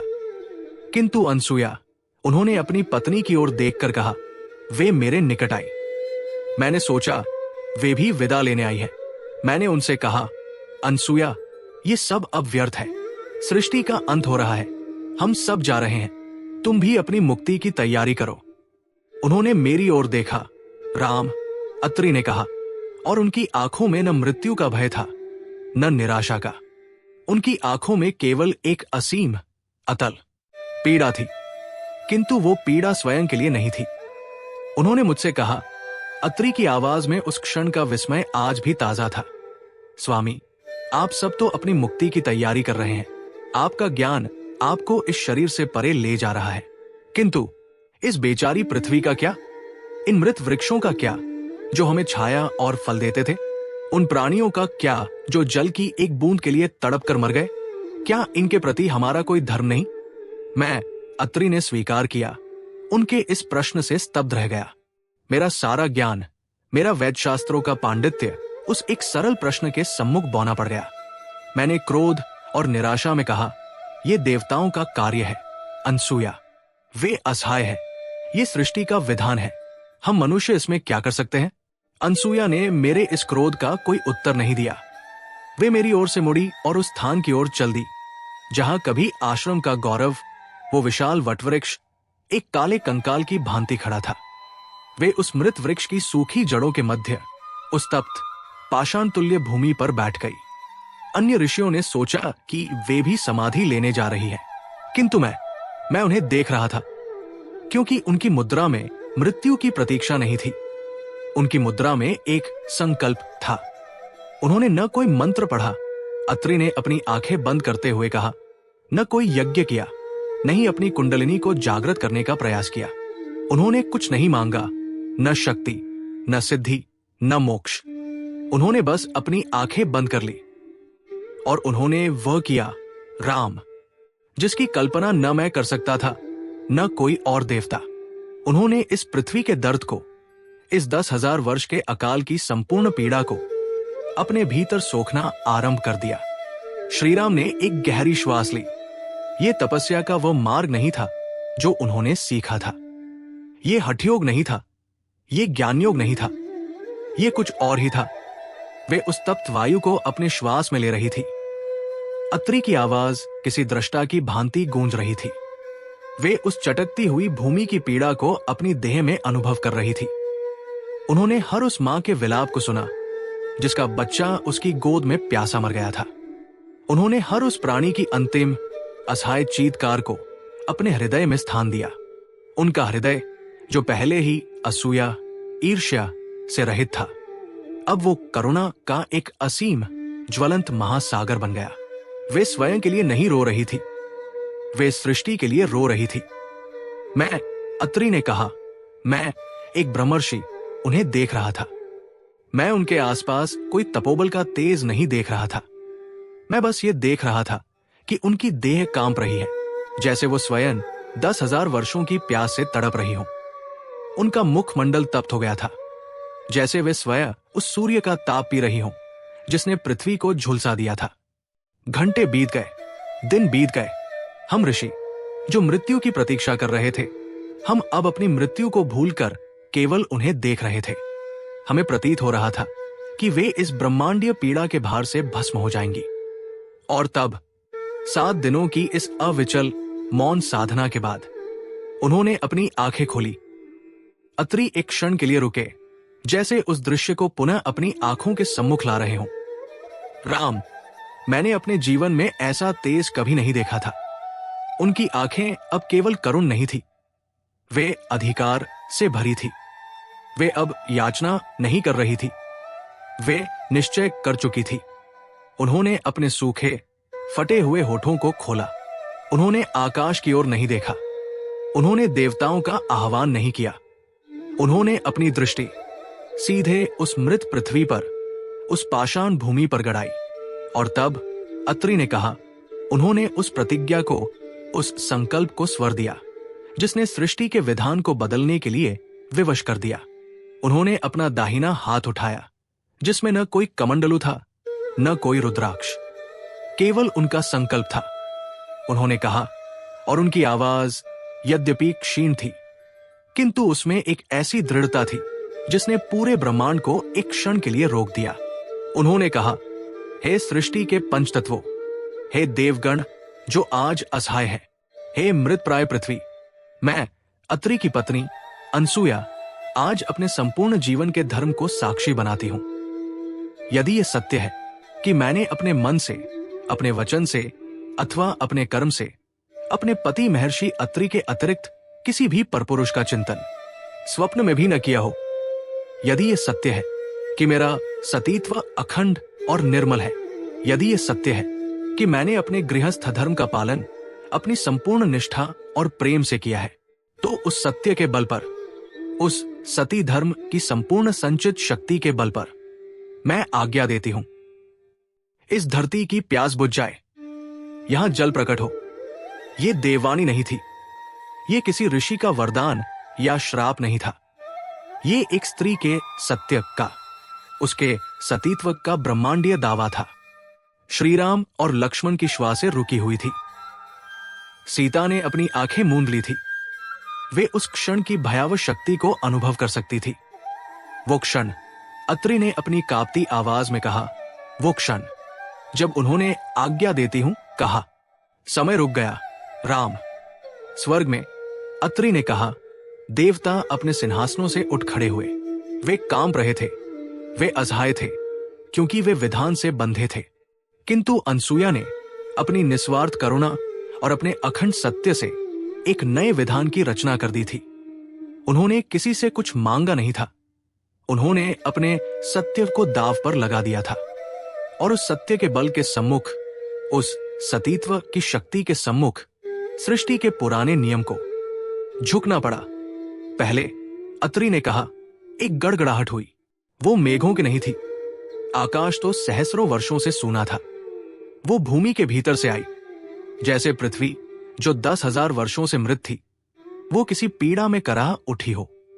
वो कंकाल रूपी वटवृक्ष कांपने लगा। भूमि जिस पर हम बैठे थे वो हिलने लगी। हम ऋषियों को लगा कि प्रलय आ गया है, कि पृथ्वी फट रही है। और वो फटी अनसुया के ठीक चरणों के सम्मुख। वो पाषाण भूमि जो सूर्य के ताप से चटक कर चाक हो गई थी, वो एक कान फाड़ देने वाले धमाके के साथ फट गई। और उस दरार से अत्रि की आंखों में आंसू आ गए। उस सूखी, मृत, झुलसी हुई धरती के सीने को चीरकर स्वच्छ, शीतल, निर्मल जल का एक सोता नहीं, एक संपूर्ण नदी विस्फोट के साथ बाहर निकली।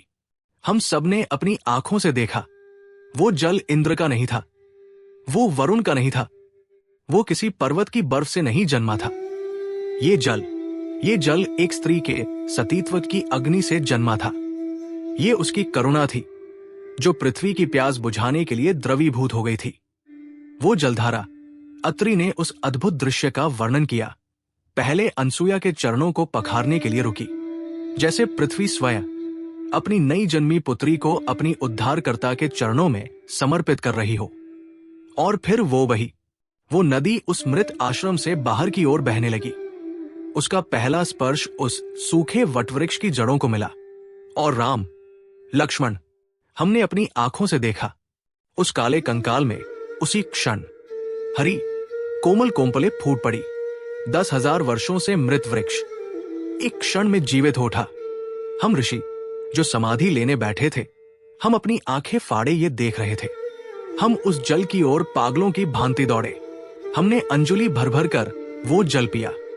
वो केवल जल नहीं था, वो जीवन था। वो सत्य का अमृत था। हमारे सूखे कंठों को, हमारी झुलसी हुई आत्माओं को उस जल ने एक क्षण में तृप्त कर दिया।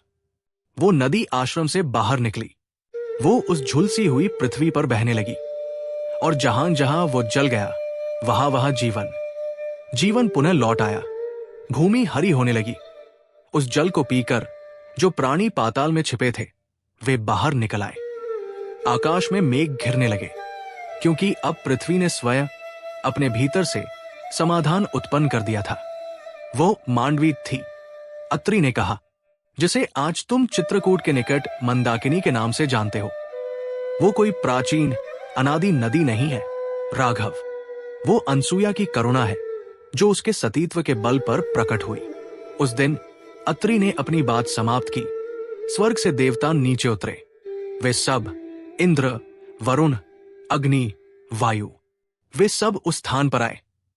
वे उस स्त्री के सम्मुख नतमस्तक हुए जिसने वो कर दिखाया था जो वे अपनी सम्मिलित शक्ति से भी नहीं कर सके थे। उन्होंने अनसुया की स्तुति की।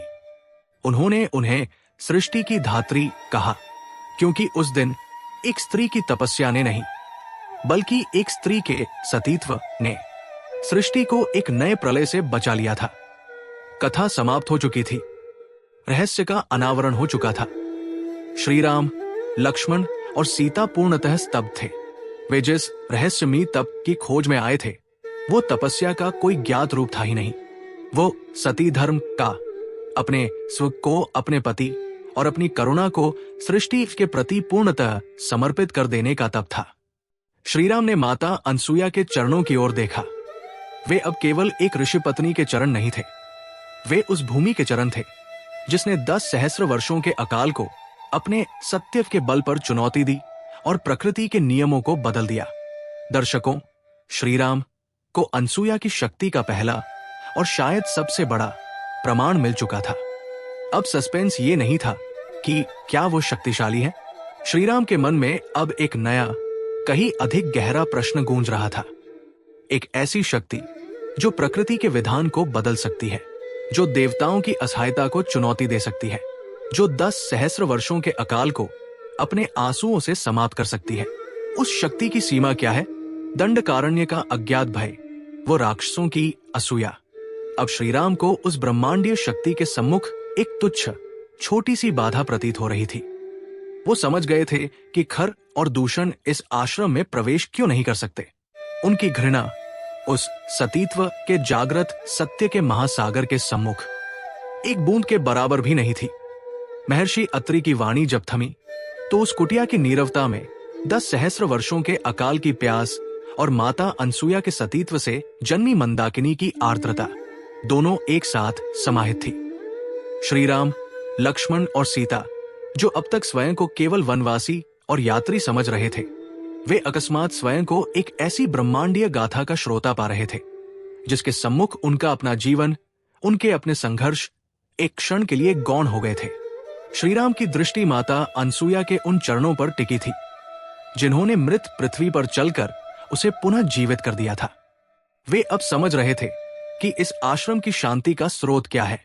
ये केवल भय की अनुपस्थिति नहीं थी, ये उस परम सत्य की उपस्थिति थी जिसने घृणा, असूया को यहां पनपने का अवसर ही नहीं दिया था। दंडकारण्य का वो अज्ञात भय, वो राक्षसों का आतंक जो ऋषियों के मनों को तोड़ रहा था, वो इस सतीत्व के महासागर के सम्मुख एक क्षुद्र लहर भी नहीं था। श्रीराम को अपने प्रश्न का उत्तर मिल गया था। उस शक्ति की सीमा क्या है? उसकी कोई सीमा नहीं थी। वे उस शक्ति के सम्मुख बैठे थे जो प्रकृति के विधान से बंधी नहीं थी, बल्कि प्रकृति का विधान जिससे बंधा था। किंतु जैसा कि सृष्टि का नियम है, शक्ति चाहे वो कितनी भी निर्मल और कितनी भी सात्विक क्यों न हो, वो सदैव प्रतिध्वनित होती है।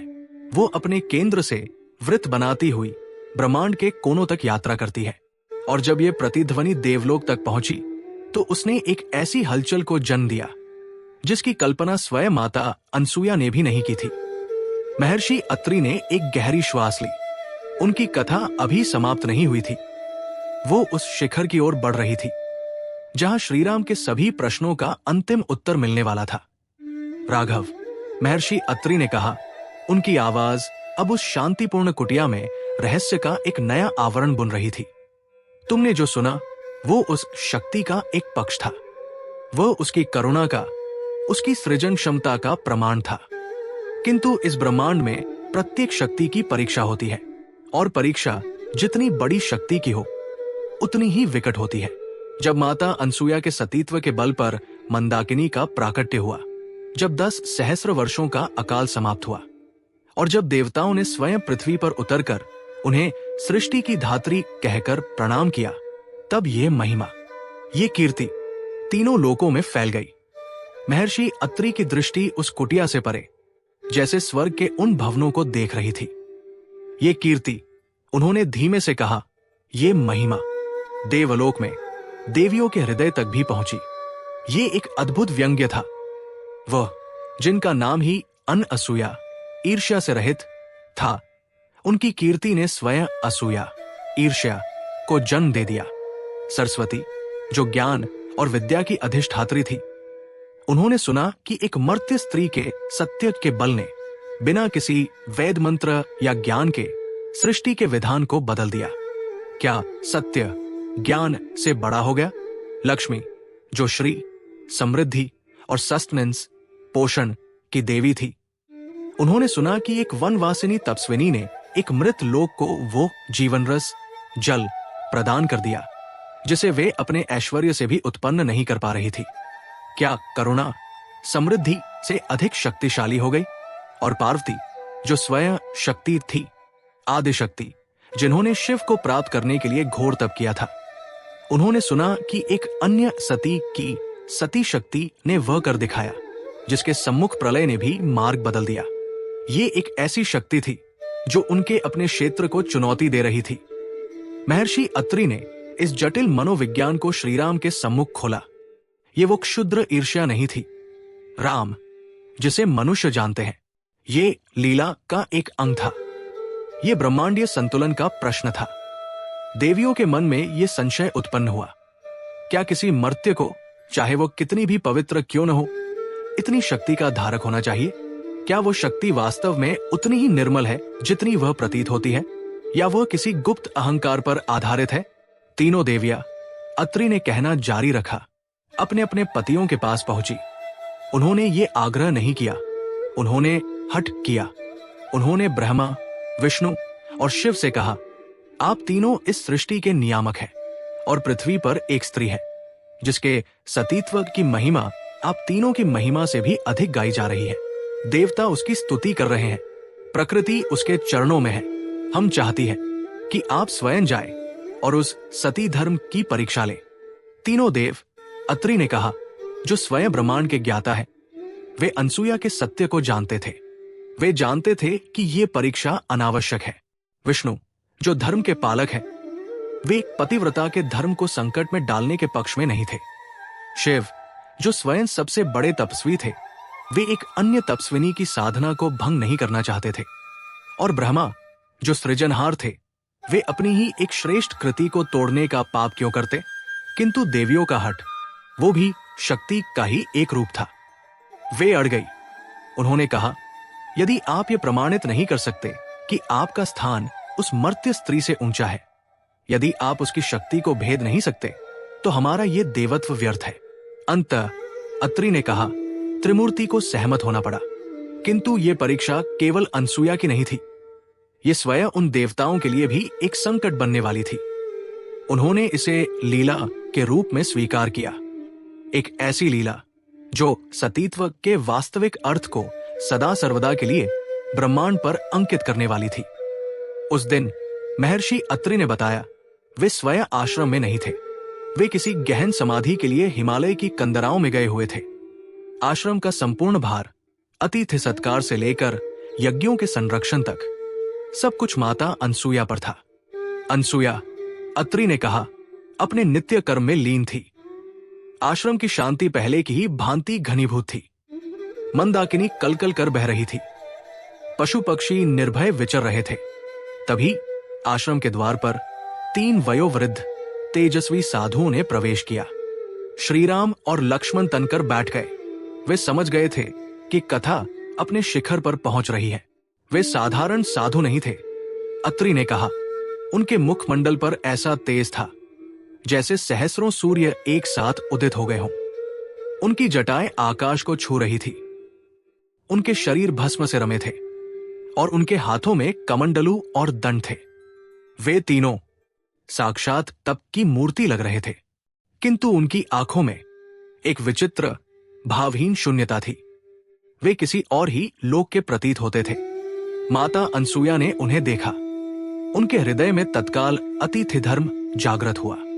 वे सब कुछ छोड़कर जल का पात्र लेकर द्वार की ओर दौड़ी। उन्होंने उन तीनों महात्माओं को सादर प्रणाम किया। उन्होंने उनके चरण धोए और उन्हें आश्रम के सबसे पवित्र स्थान पर आसन दिया। वे इतने तेजस्वी थे कि अनसुया को लगा कि आज उनका आश्रम धन्य हो गया। उन्होंने हाथ जोड़कर कहा, हे महात्माओं, आज मेरा सौभाग्य है कि आप जैसे तपोनिष्ठ अतिथियों ने मेरे आश्रम को पवित्र किया। मैं आपके लिए क्या सेवा कर सकती हूं? आज्ञा दे। तीनों साधुओं ने एक दूसरे की ओर देखा। उनकी दृष्टि में कोई भाव नहीं था। तब अत्रि ने कहा, उनमें से जो मध्य में थे, जो स्वयं विष्णु का रूप थे, उन्होंने अत्यंत शांत किंतु दृढ़ स्वर में कहा, देवी, हम आपकी कीर्ति सुनकर और आपकी तपोभूमि देखकर धन्य हुए। हम एक लंबी यात्रा से आए हैं। हमें तीव्र क्षुधा, भूख लगी है। अनसुया ने तुरंत कहा, यह मेरा सौभाग्य होगा। मैं अभी आपके लिए आश्रम के श्रेष्ठ कंदमूल और फल लाती हूं। किंतु उस साधु ने अपना हाथ उठाकर उन्हें रोक दिया। ठहरो देवी, उन्होंने कहा, हमारा एक अत्यंत कठोर व्रत है जो हमें हमारे गुरु से मिला है। हम किसी के भी हाथ का भोजन तब तक स्वीकार नहीं करते जब तक हमारी एक शर्त पूरी न हो जाए। अनसुया ने विनम्रता से कहा, आज्ञा करें मुनिवर, आपके व्रत की पूर्ति के लिए मैं कोई भी यत्न करूंगी। तब अत्रि ने कहा, उन तीनों ने एक साथ वो शर्त रखी जिसने एक क्षण के लिए जैसे ब्रह्मांड की गति को रोक दिया हो। उन्होंने कहा, देवी, हम अवश्य भोजन करेंगे, किंतु हमारी शर्त यह है कि आप हमें भोजन निर्वस्त्र अवस्था में परोसेंगी। ये वाक्य उस कुटिया में एक विष बुझे बाण की भांति गूंजा। लक्ष्मण का हाथ अनायास ही अपने धनुष की मूठ पर चला गया, जैसे वे अतीत में जाकर उन साधुओं का वध कर देना चाहते हों। सीता ने अपनी आंखें मूंद ली। उनका मुखमंडल पीड़ा और अविश्वास से तमतमा गया। श्रीराम अविचल बैठे रहे, किंतु उनकी उंगलियां भिंच गई। वे समझ गए थे, ये धर्म संकट था। ये वो बिंदु था जहां धर्म ही धर्म को काटने के लिए खड़ा हो गया था। महर्षि अत्रि ने उस भयावह मौन को जारी रखा। अनसुया, उन्होंने कहा, उस वाक्य को सुनकर जड़ हो गई। वे एक मूर्ति की भांति खड़ी रह गई। उनके हाथ से जल का पात्र छूटकर भूमि पर गिर पड़ा। वह जल जो उनके सतीत्व से जन्मा था, उस भूमि पर बिखर गया। उनके मस्तिष्क में अत्रि ने उस क्षण का वर्णन किया। 2 वज्र एक साथ गिरे थे। पहला वज्र अतिथि धर्म। वे जानती थी, द्वार पर आया अतिथि, विशेषकर एक भूखा साधु, वो नारायण का रूप होता है। उसे भोजन न कराना, उसे विमुख लौटा देना, ये केवल पाप नहीं, ये महापाप था। ये उस आश्रम के सहस्रों वर्षों के तप को एक क्षण में भस्म कर सकता था। ये उनके पति महर्षि अत्रि के संपूर्ण जीवन की साधना का अपमान था। अतिथि धर्म का खंडन मृत्यु से भी भयावह था।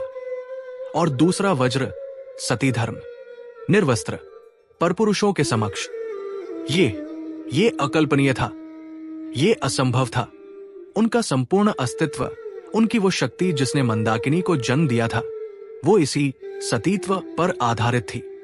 मन, वचन और कर्म से केवल अपने पति के प्रति समर्पित रहना, ये शर्त, ये उनके अस्तित्व के मूल पर, उनकी आत्मा पर सीधा प्रहार था। इस शर्त को मानना, अपने धर्म को स्वयं अपने हाथों से नष्ट कर देना था। दोनों ओर मृत्यु थी। अत्रि ने कहा, यह एक ऐसी परीक्षा थी, राम, जिसका कोई उत्तर नहीं था। यदि वे भोजन कराती तो उनका सतीत्व खंडित होता, वे अपनी दृष्टि में गिर जाती। उनकी वो शक्ति जिसने उन्हें अनसुया बनाया था, वो नष्ट हो जाती। और यदि वे भोजन न कराती तो अतिथि धर्म खंडित होता। वे एक ब्रह्मर्षि की पत्नी होने का अधिकार खो देती। आश्रम पर कलंक लगता।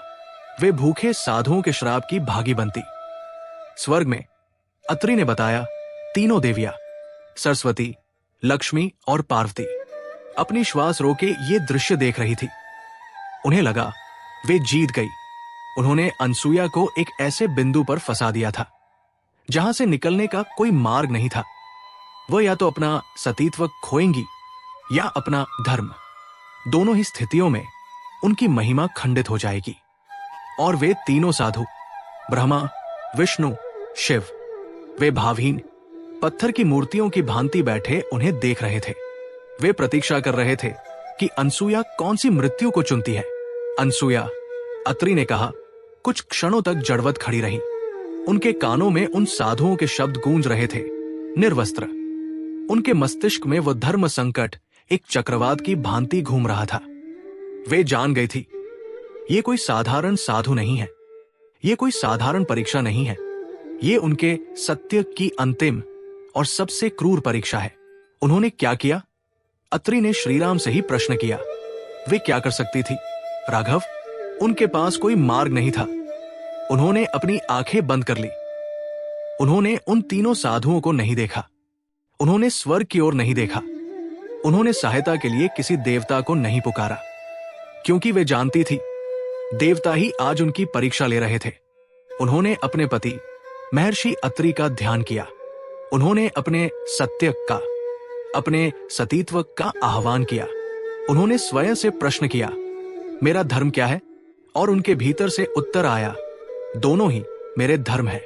अतिथि का सत्कार भी मेरा धर्म है और अपने पति के प्रति निष्ठा भी मेरा धर्म है।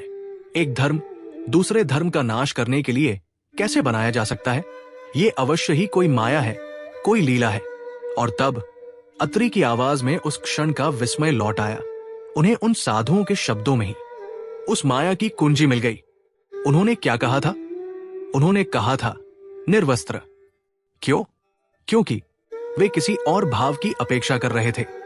अनसुया ने अपनी आंखें खोली और इस बार उनकी आंखों में न भय था, न संकोच, न क्रोध।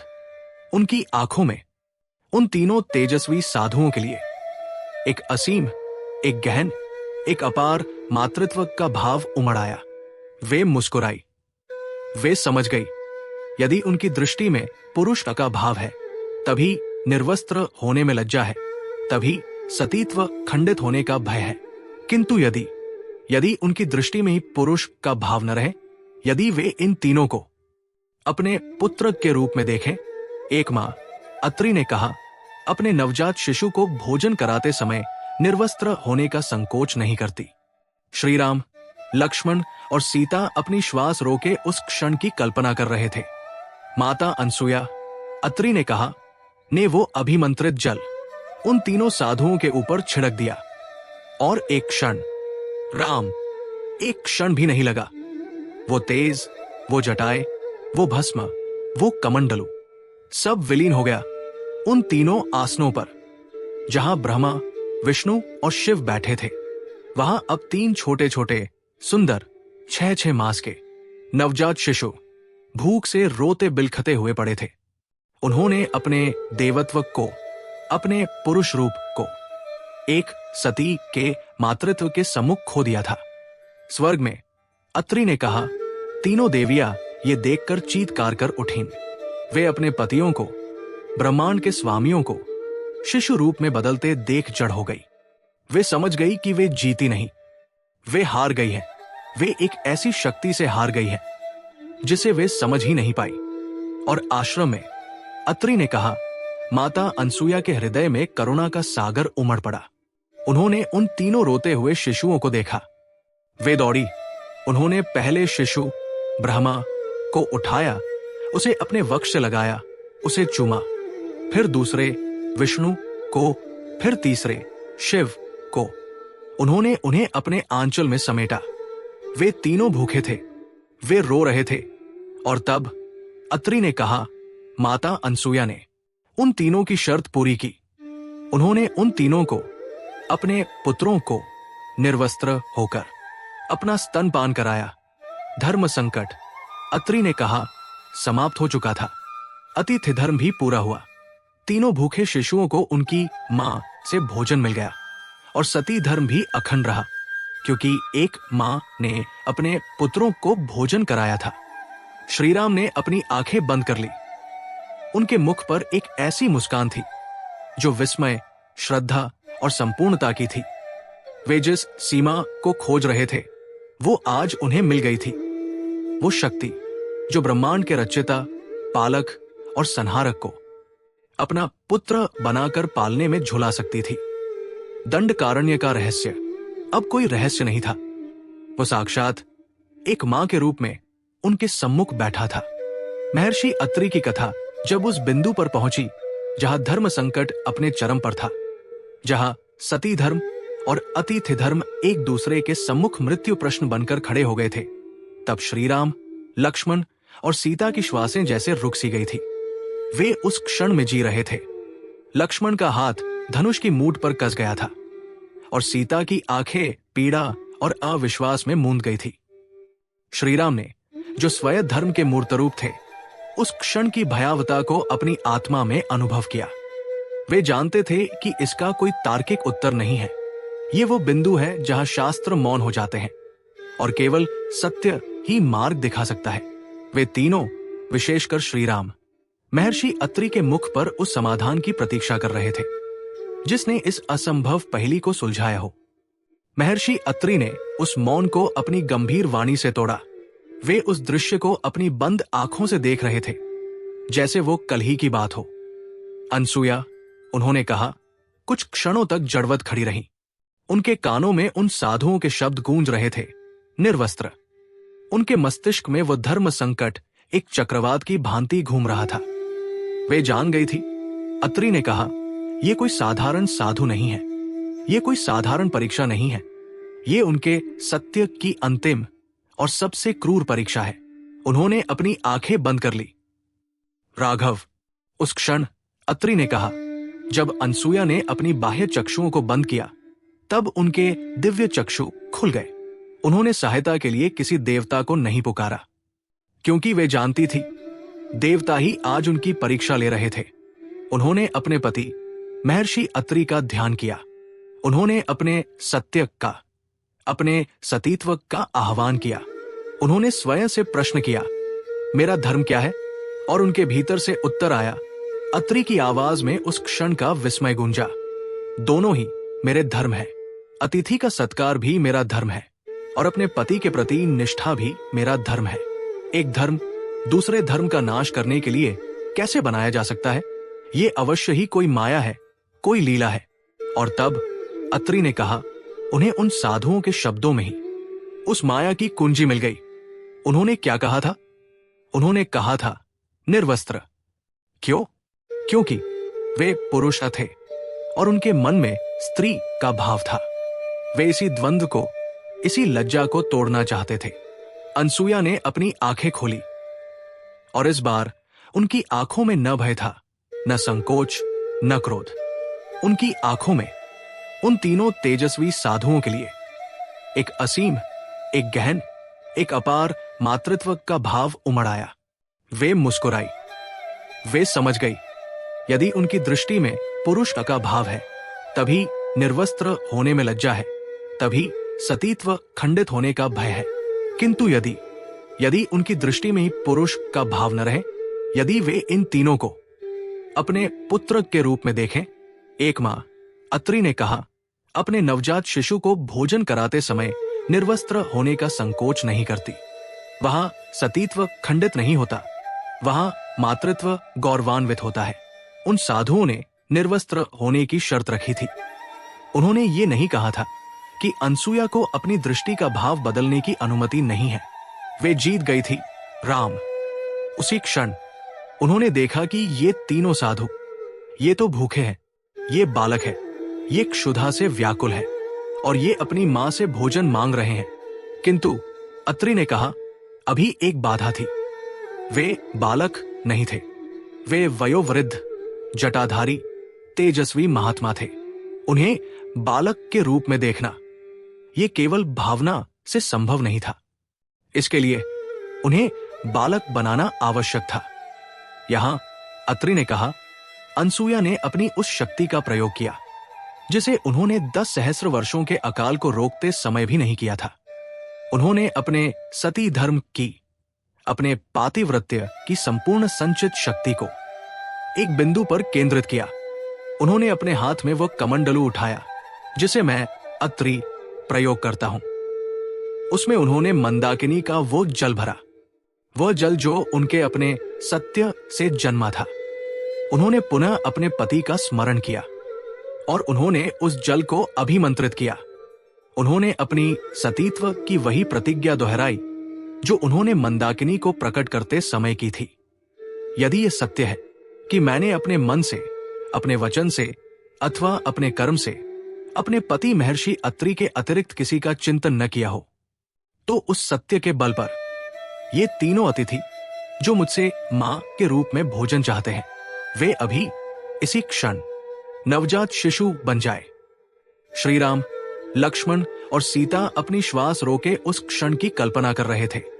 माता अनसुया, अत्रि ने कहा, ने वो अभिमंत्रित जल उन तीनों साधुओं के ऊपर छिड़क दिया और एक क्षण, राम, एक क्षण भी नहीं लगा, वो तेज, वो जटाए, वो भस्म, वो कमंडलू सब विलीन हो गया उन तीनों आसनों पर।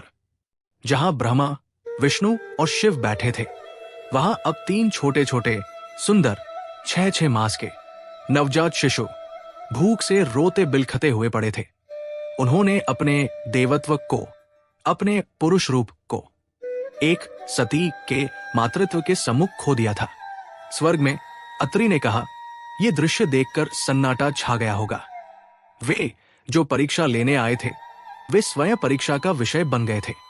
वे जो जगत के नियंता थे, वे आज एक आश्रम के पालने में आने को विवश हो गए थे।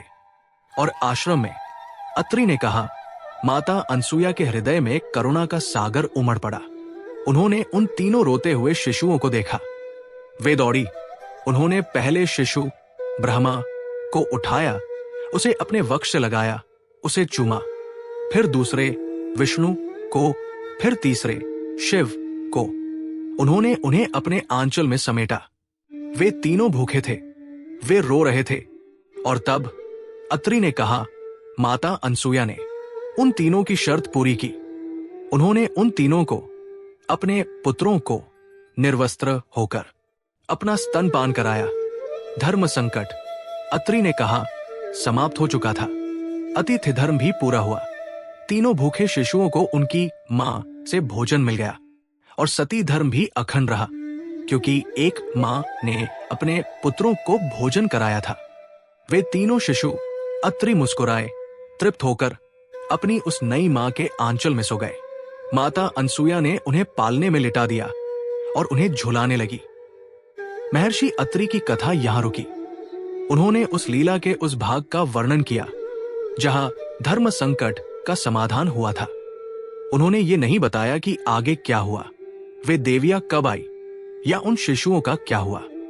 उन्होंने कथा को सीधे उस बिंदु पर ला खड़ा किया जिसका प्रभाव श्रीराम, लक्ष्मण और सीता पर पड़ना था।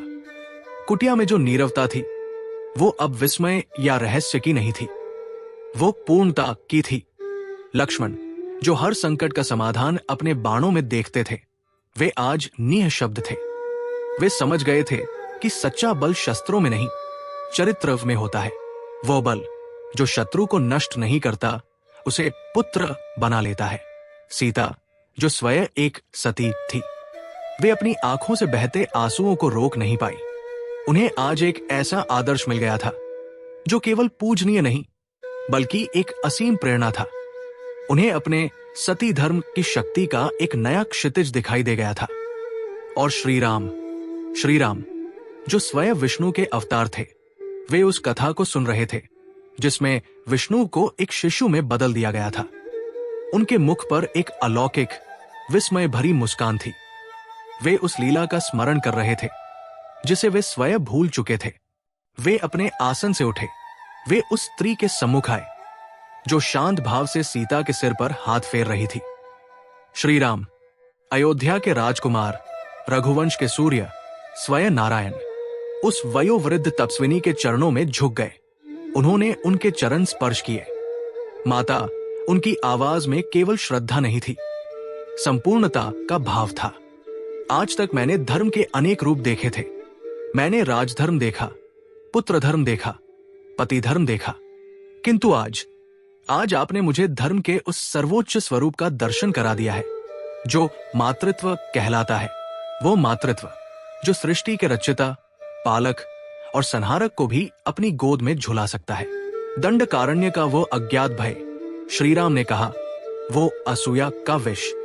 अब मुझे समझ आ गया है कि वो इस आश्रम की सीमाओं में प्रवेश क्यों नहीं कर पाता जहां साक्षात अनसुया का ब्रह्मांडीय मातृत्व का वास हो। वहां घृणा का अंधकार एक क्षण भी कैसे टिक सकता है। माता अनसुया ने श्रीराम को उठाया। उन्होंने उनके मस्तक को चूमा। पुत्र, उन्होंने कहा, यह सब केवल स्वधर्म का पालन मात्र था। तुमने भी तो अपने धर्म के लिए ही राज सिंहासन का त्याग कर दिया है। उनकी दृष्टि श्रीराम से हटकर देवी सीता पर स्थिर हो गई, जैसे एक सती ने दूसरी सती को पहचाना हो। माता अनसुया ने सीता का हाथ पकड़ा।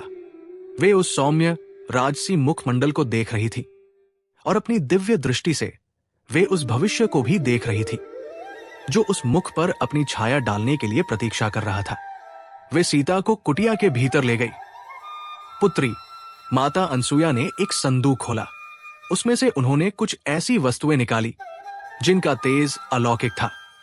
मैं भी एक गृहस्थिन हूं, उन्होंने मुस्कुराते हुए कहा, और तुम भी हो। एक मां अपनी पुत्री को उसके भावी जीवन के लिए कुछ उपहार अवश्य देती है। उन्होंने पहले 2 दिव्य वस्त्र निकाले जो रेशम से भी अधिक कोमल थे किंतु वज्र से भी अधिक दृढ़ प्रतीत होते थे। पुत्री, उन्होंने कहा, ये दिव्य वस्त्र है, ये न कभी मैले होंगे न कभी फटेंगे। फिर उन्होंने कुछ आभूषण निकाले जिनका प्रकाश सूर्य और चंद्रमा को भी लज्जित कर रहा था। ये दिव्य आभूषण है, उन्होंने कहा, ये तुम्हारे सौंदर्य को नहीं, तुम्हारे गौरव को बढ़ाएंगे। और अंत में उन्होंने एक छोटी सी डिबिया खोली जिसमें एक चंदन जैसा लेप अंगराग था जिसकी सुगंध से संपूर्ण आश्रम महक उठा। और ये, उन्होंने कहा, ये दिव्य अंगराग है। इसे धारण करने के बाद तुम्हें वन के कांटों, धूप या किसी भी पीड़ा का अनुभव नहीं होगा। ये तुम्हारे शरीर को सदैव स्निग्ध और कांतिमान रखेगा। सीता ने उन उपहारों को हाथ जोड़कर स्वीकार किया। वे समझ रही थी कि ये केवल वस्त्र या आभूषण नहीं है, ये उस सती शक्ति का एक अंश है जो उन्हें सौंपा जा रहा है। माता सीता ने भाव विभोर होकर कहा, इतनी मूल्यवान भेंट। मैं, माता अनसुया ने सीता के मुख पर उंगली रख दी। उनकी आंखों में अब वो स्नेहिल भाव नहीं था, एक गहरी भविष्यदर्शी गंभीरता थी। पुत्री, उन्होंने सीता के कानों में जैसे कोई रहस्य कहते हुए कहा, यह उपहार केवल तुम्हारे वनवास को सुगम बनाने के लिए नहीं है। उन्होंने सीता की आंखों में गहराई से देखा। ये वस्त्र, ये आभूषण और ये अंगराग, ये तुम्हारे सतीत्व की रक्षा करेंगे। वे एक क्षण रुकी और फिर उन्होंने वो वाक्य कहा जिसने श्रीराम और लक्ष्मण के कानों में भी प्रवेश किया और उनके हृदयों को कंपा दिया। ये उस समय भी तुम्हारी रक्षा करेंगे। पुत्री, माता अनसुया ने कहा, जब तुम अग्नि परीक्षा से भी अधिक कठिन परिस्थितियों में होगी। अग्नि परीक्षा से भी अधिक कठिन। कथा यहां समाप्त हो गई थी। दंडकारण्य का रहस्य सुलझ गया था, किंतु श्रीराम और सीता के मन में एक नई, कहीं अधिक गहरी जिज्ञासा और एक अज्ञात भविष्य की छाया छोड़ गई थी। वे समझ गए थे, ये उपहार केवल एक भेंट नहीं था, ये लंका में होने वाली घटनाओं की तैयारी थी।